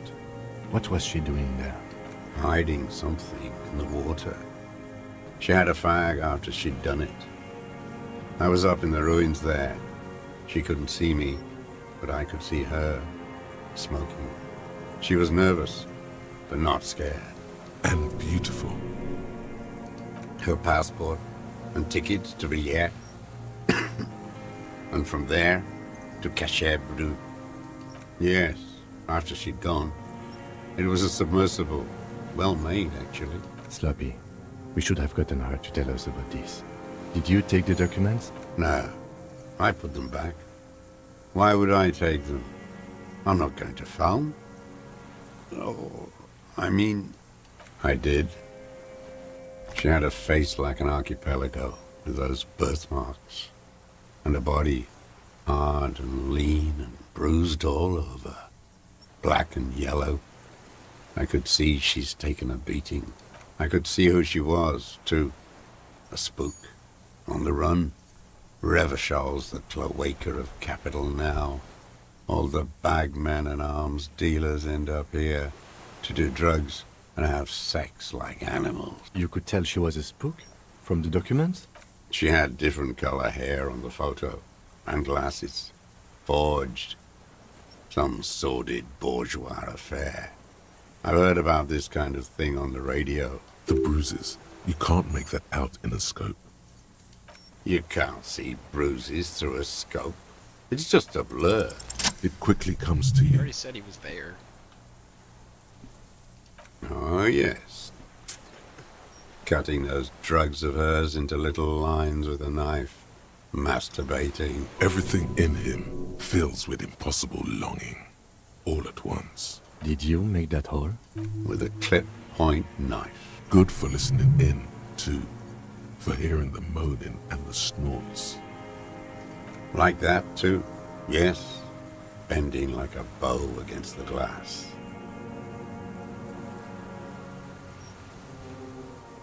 I've been through all of Martinez. Every nook and cranny. Yes, that too. The things they did in that little room. What she'd do to feel good. Funny the way light works. You turn it on inside, and it gets so dark out, you can't see a man looking in. I learned that in the 20s, when they were still hunting me. I've seen people do some shit, but...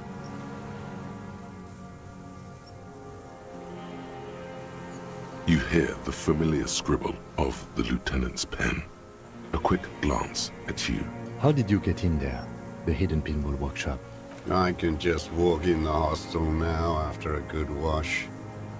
They all think I'm an antisocial, a vagrant. Closing hour is a good time. The kitchen's empty then. You had to open the steel door in the kitchen? How? I got that open a long time ago. Some bourgeois game merchant lived there. I don't know, 15 years ago. He left spare keys all over, and I took one. Then I saw her turn the light on one night in my scope. Andy found use for it. A spare key, like the one hanging behind the Union Box window. One more thing. The flowers, Mr. Zoss. The dried flowers that were on the roof. What about them? I did. I shouldn't have. It was a mistake. I was there one night, and she was crying. The day I... Yes. I don't... Maybe. I have these holes in my brain now. I wouldn't just sit here waiting for you. A sudden pang of rage.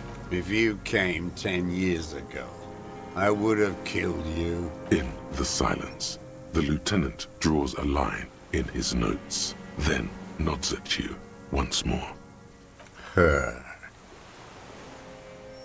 The lieutenant nods at you in acknowledgement. Where is she, that Clasier? I haven't seen her there for days. Good for her. That girl kept staring into the scope, you know. In the end, this last week, kept staring at the island at night, crying or smoking on the roof, like she knew I was here. It doesn't matter. Midtown, across the Bay of Rivershell, the oceanic wind washes 40-story towers. Above them, Lusan's Central Aerodrome, a cocoon suspended in the sky by a web of suspension wiring, encircled by hybrid aircraft. Suspended in the sky by a web of suspension wiring. Lame. On the platform, a young woman is withdrawing from amphetamines, barbiturates, and alcohol. Yet still she smiles among the crowd, among the great ghosts of the city she's leaving, for another, far south, smaller, distant, hidden, not like the great chandelier she sees sparkle in the night below her. Streetlights, towers, tenements, and water, and across it, a dark strip of ruins, barely visible, if she didn't squint her eye. The old man has fallen silent, staring at your feet. The burnt logs in the fire are moist from the sea air. His lip curls into a sneer at the memory. Glad? What? But you said I would be taken to the... The sum of all the erratic movements, fidgeting, and mood swings he's been exhibiting. The wind picks up.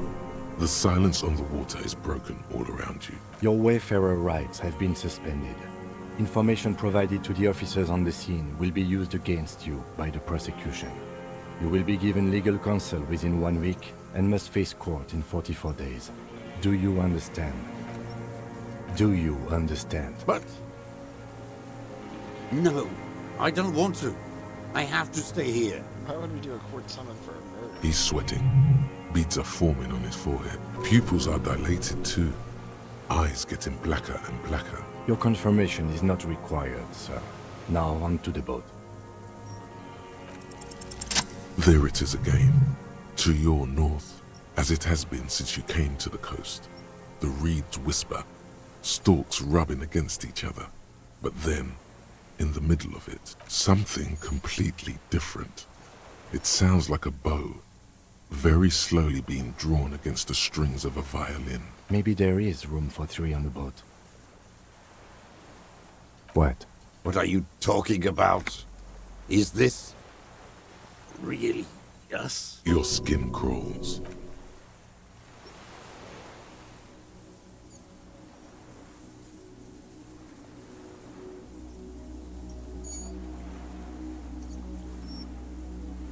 What the hell?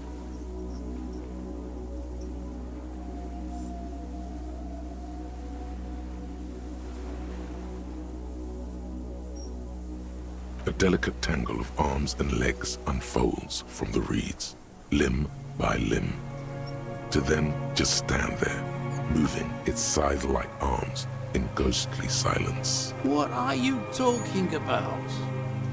There's nothing there. The stick insect is over 3 meters tall. It looks straight at you with its tiny pinprick eyes and its grotesquely small head. You feel your legs shaking under you and your gun hand rise instinctively. Tell me what you see, damn it. I can't make out one small thing in the region. Shut up, bitch. I can see it. 4 simple words, thank God. If you can see, then you're not insane. But that means it's really there, spinning slowly, in absolute silence. Its limbs long and slender. Be very, very careful.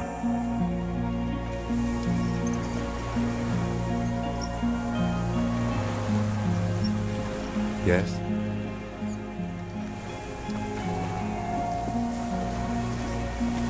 The creature stands on long stilt-like legs, antennae hanging from its head like a woman's hair, white and curled at the tips.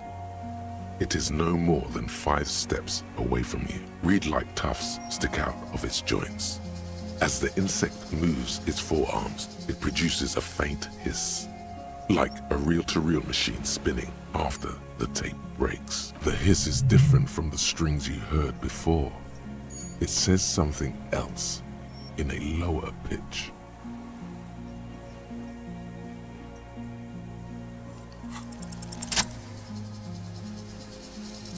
Slowly, with your breath held, you take 2 small steps toward the phasmid. The creature lets out a series of ultrasonic clicks that swarm around your head like swallows. Sweat drips from your brow, soak in your chest. You reek of it, your chemicals. Hissing and clicking, it extends its mandible-like antennae to greet you. You're right below it now, looking up at the colossal chitin of its white limbs. The head of the creature is crowned by reeds, and its eyes are like small droplets of water. Okay. There is no change in the insect's motion while it's being aimed by the camera. In 3. If it moves, you jump back. I'll shoot. Here we go. 3, 2, 1. The shrill flash of the camera cuts the air like the blade of a sword. The phasmid freezes in its bright light. Head turned toward the lieutenant, hypnotized by the flash. It stands frozen before you. I got it.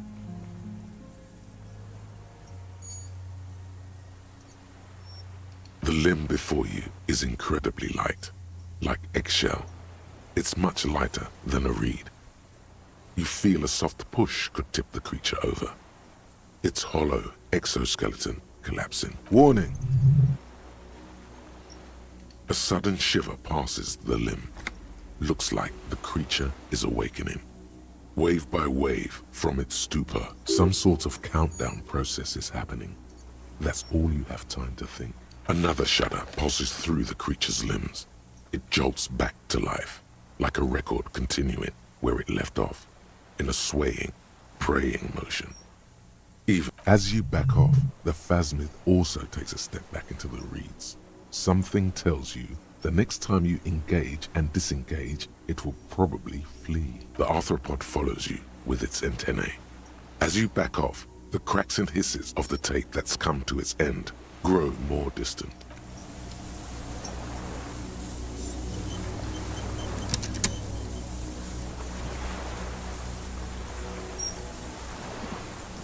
Hissing and clicking, the arthropod extends. The insect stops its stridulation, seeming to observe you. Below its crown of reeds, little pinprick eyes detect motion, glittering. Suddenly, there is silence. No, stop. Be afraid. As you do, the invertebrate comes to life, its limbs moving independent of each other, as if each has a mind of its own. They are white, like stalks of porcelain, knitting above you. Shifting around in the reeds around it, in the muddy water, you notice some of its hind legs apparently standing on the water from time to time. It's that light. No reply. A total ancient silence. You were right. Little bubbles form on the mouth parts of the creature, on its segmented lower lip. It looks to be foaming, slowly. The foam is white, then yellowish. Careful. It may be poisonous. The foam slowly turns a darker shade, like burnt caramel, as the insect moves its mouth parts, masticating. The little bubbles begin to burst, one by one. I tell me what it's like for you. Then I will tell you what it's like for me. Fire? Where? That is your problem. Nothing ever ends for me. There is only room for 2, maybe 3 pictures in my mind. For me, it is a series of half-lit images, a kind of darkness. being intruded upon. Transient, dim, moist, shapes of plants and animals, and internal sensations. A swarm of sounds, tiny vibrations on the inside of my forearms, all speak of complexities totally beyond my understanding. I am at the end of a narrow funnel, weightless, so light, it only feels like something to be me. In truth, perhaps I'm nothing. I certainly do not have a soul, and if I did, it would never burn. The fuck is happening to me right now? Few of us can begin to imagine the horror of you, with all of creation reflected in your forebrain. It must be like the highest of hells, a kaleidoscope of fire and writhing glass. Eternal damnation, even when you're sleeping. And when you wake, you carry it around on your neck, with eyes open that cannot help but swallow more behind the mirror. I feel great, mute empathy for you. That must be incredibly hard. The Arthropods are in silent and meaningless awe of you. Know that we're watching. When you're tired, when the vision spins out of control, the insects will be looking on, rooting for you. And when you fall, we will come to raise you up. Bud from you, banner-like, blossom from you and carry you apart in a sky funeral, in honor of your passing. But not me, because I'm just a leaf eater. I am an unknown species of the order Phantasmodia, endemic to the Insulandian Insula. For the last 350 years, I have hidden in plain sight, masquerading as the reeds, molding, cloning myself, unfolding at night to play with trash bins and boys. It may have unknown, dangerous biochemical characteristics that help it maintain its camouflage. No one unnoticed by the first settlers and the land surveyors of the suzerain. Also, by the soldiers of the revolution and the officials of the occupation. Even the Samanese islanders who came here first, but did not stay, have not seen me.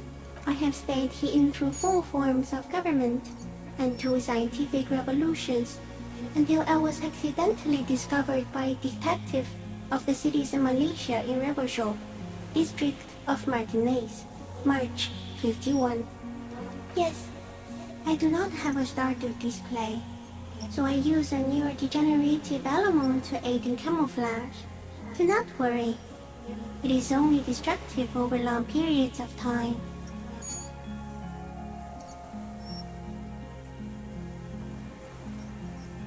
Not even the birds know that.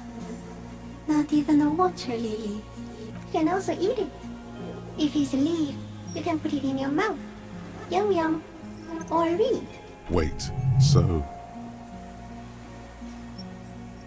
Yes, of course. The 3 meters tall stick insect would be offended. So am I. I was born to detect sucrose rewards and semiochemicals. What were you born to detect? He's in a bad state, deteriorating fast now. He thinks I am beneficial to him, but I am not. I only quicken his deterioration, very slowly, and only because he won't go away. It is meant to keep them from noticing me, to interfere with the pictures in their heads. But he has looked at me for too long, and I am destroying him. No, you're awake. I am real. Light is foaming me. This is real. No, there is one more. Thank you. I also have one more thing to say to you before you go. That woman, turn from the ruin. Turn and go forward. For freedom. She was hell on earth. It doesn't take a 3-meter stick insect to tell you that. As you're turning away, the phasmid mirrors your movements, stepping on the water, the long limbs carrying its feather weight without breaking its surface.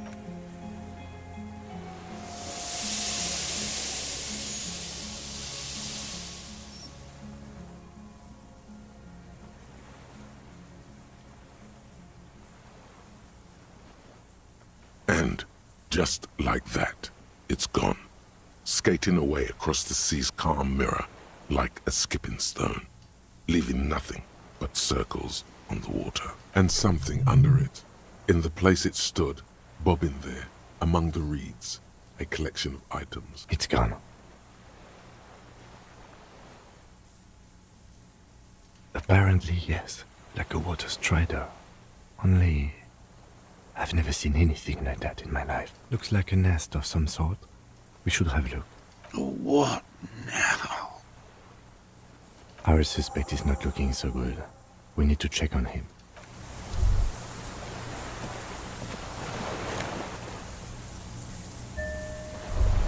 Brother, you've managed to collect all the armor pieces. Too bad it's too late for the big showdown. It would have looked very impressive. Still, you found it all. Now your mortal coil is completely protected. Few cops are this futuristic.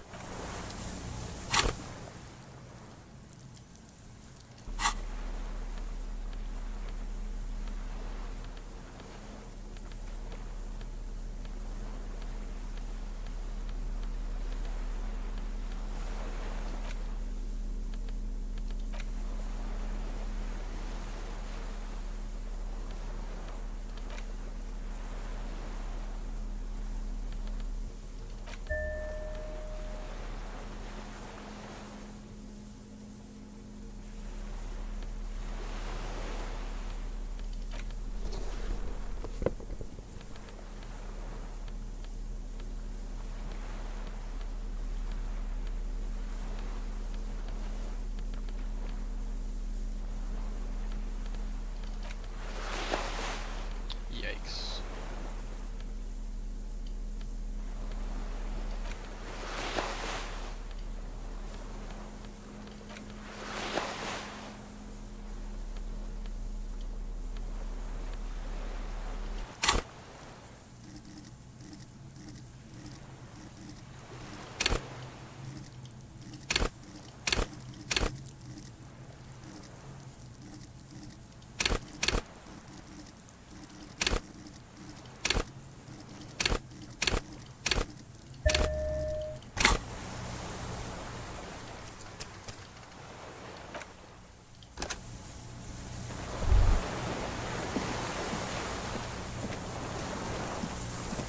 Yes?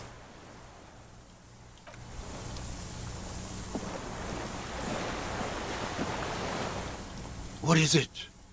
Something is very wrong with him now. See? Mr. Dras? The man does not respond. He keeps staring, black eyes glazed over and bulging from their sockets. His gap-toothed mouth shaking, like an addict of some terrible substance. A light shiver passes him, followed by nothing. His hands are trembling, and he breathes slowly. He's going into some kind of psychomotor immobility. The good news is, this solves our transportation problem. Doesn't it, Mr. Dras? The trembling mouth appears to sigh. Between this and the broken tire he's used for a boat, I think it's safe to leave him here, while we go and get help. It will need to be medical first, I'm afraid. Old age and shock. Yes, the arrest and the appearance of the phasmid, the combined stress. But you think it's something more than that, don't you? You should be more careful, detective. Are you sure it wasn't having an effect on you? A valid hunch. Long-term exposure to something like that could be neurodegenerative. Also, please be careful when approaching unknown species in the future, detective. You mean pheromonal?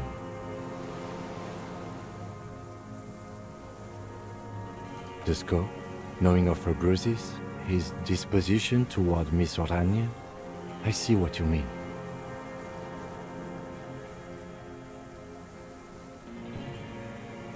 That could be part of the shock, but you're right. No response. Then how did we see it? Oh, you mean, whatever does this, does it over time? Teenagers, kids, drunks, sightings are brief, and hence not credible. Mr. Dras, have you ever seen a stick insect pretending to be the reed? The doctors will have to look at this. I hope your station has better medical personnel than 57. He did seem distressed when it finally came to arresting him, like he didn't want to leave this place, and the insect maybe.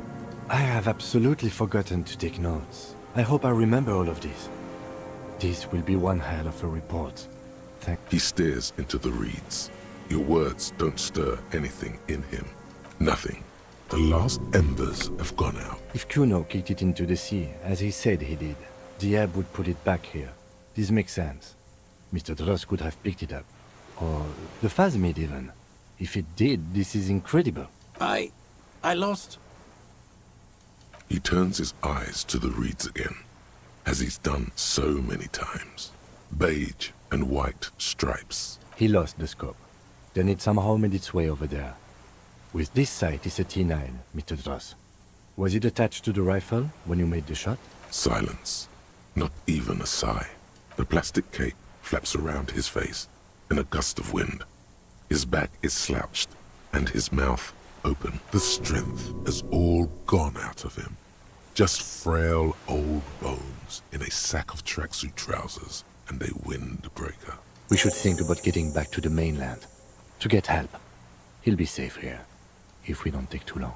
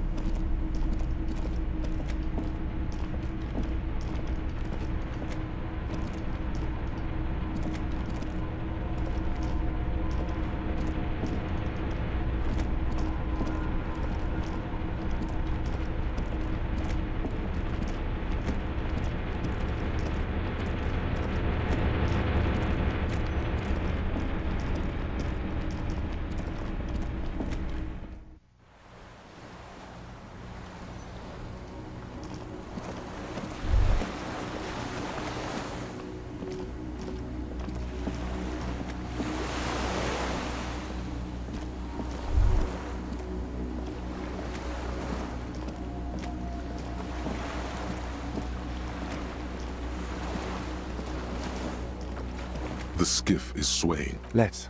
We are done here. The skiff rocks gently under your weight as you get in. The ride back is uneventful and quiet, but for the sound of conversation on the water. There is someone inland waiting for you. You reach the jetty and climb out of the skiff.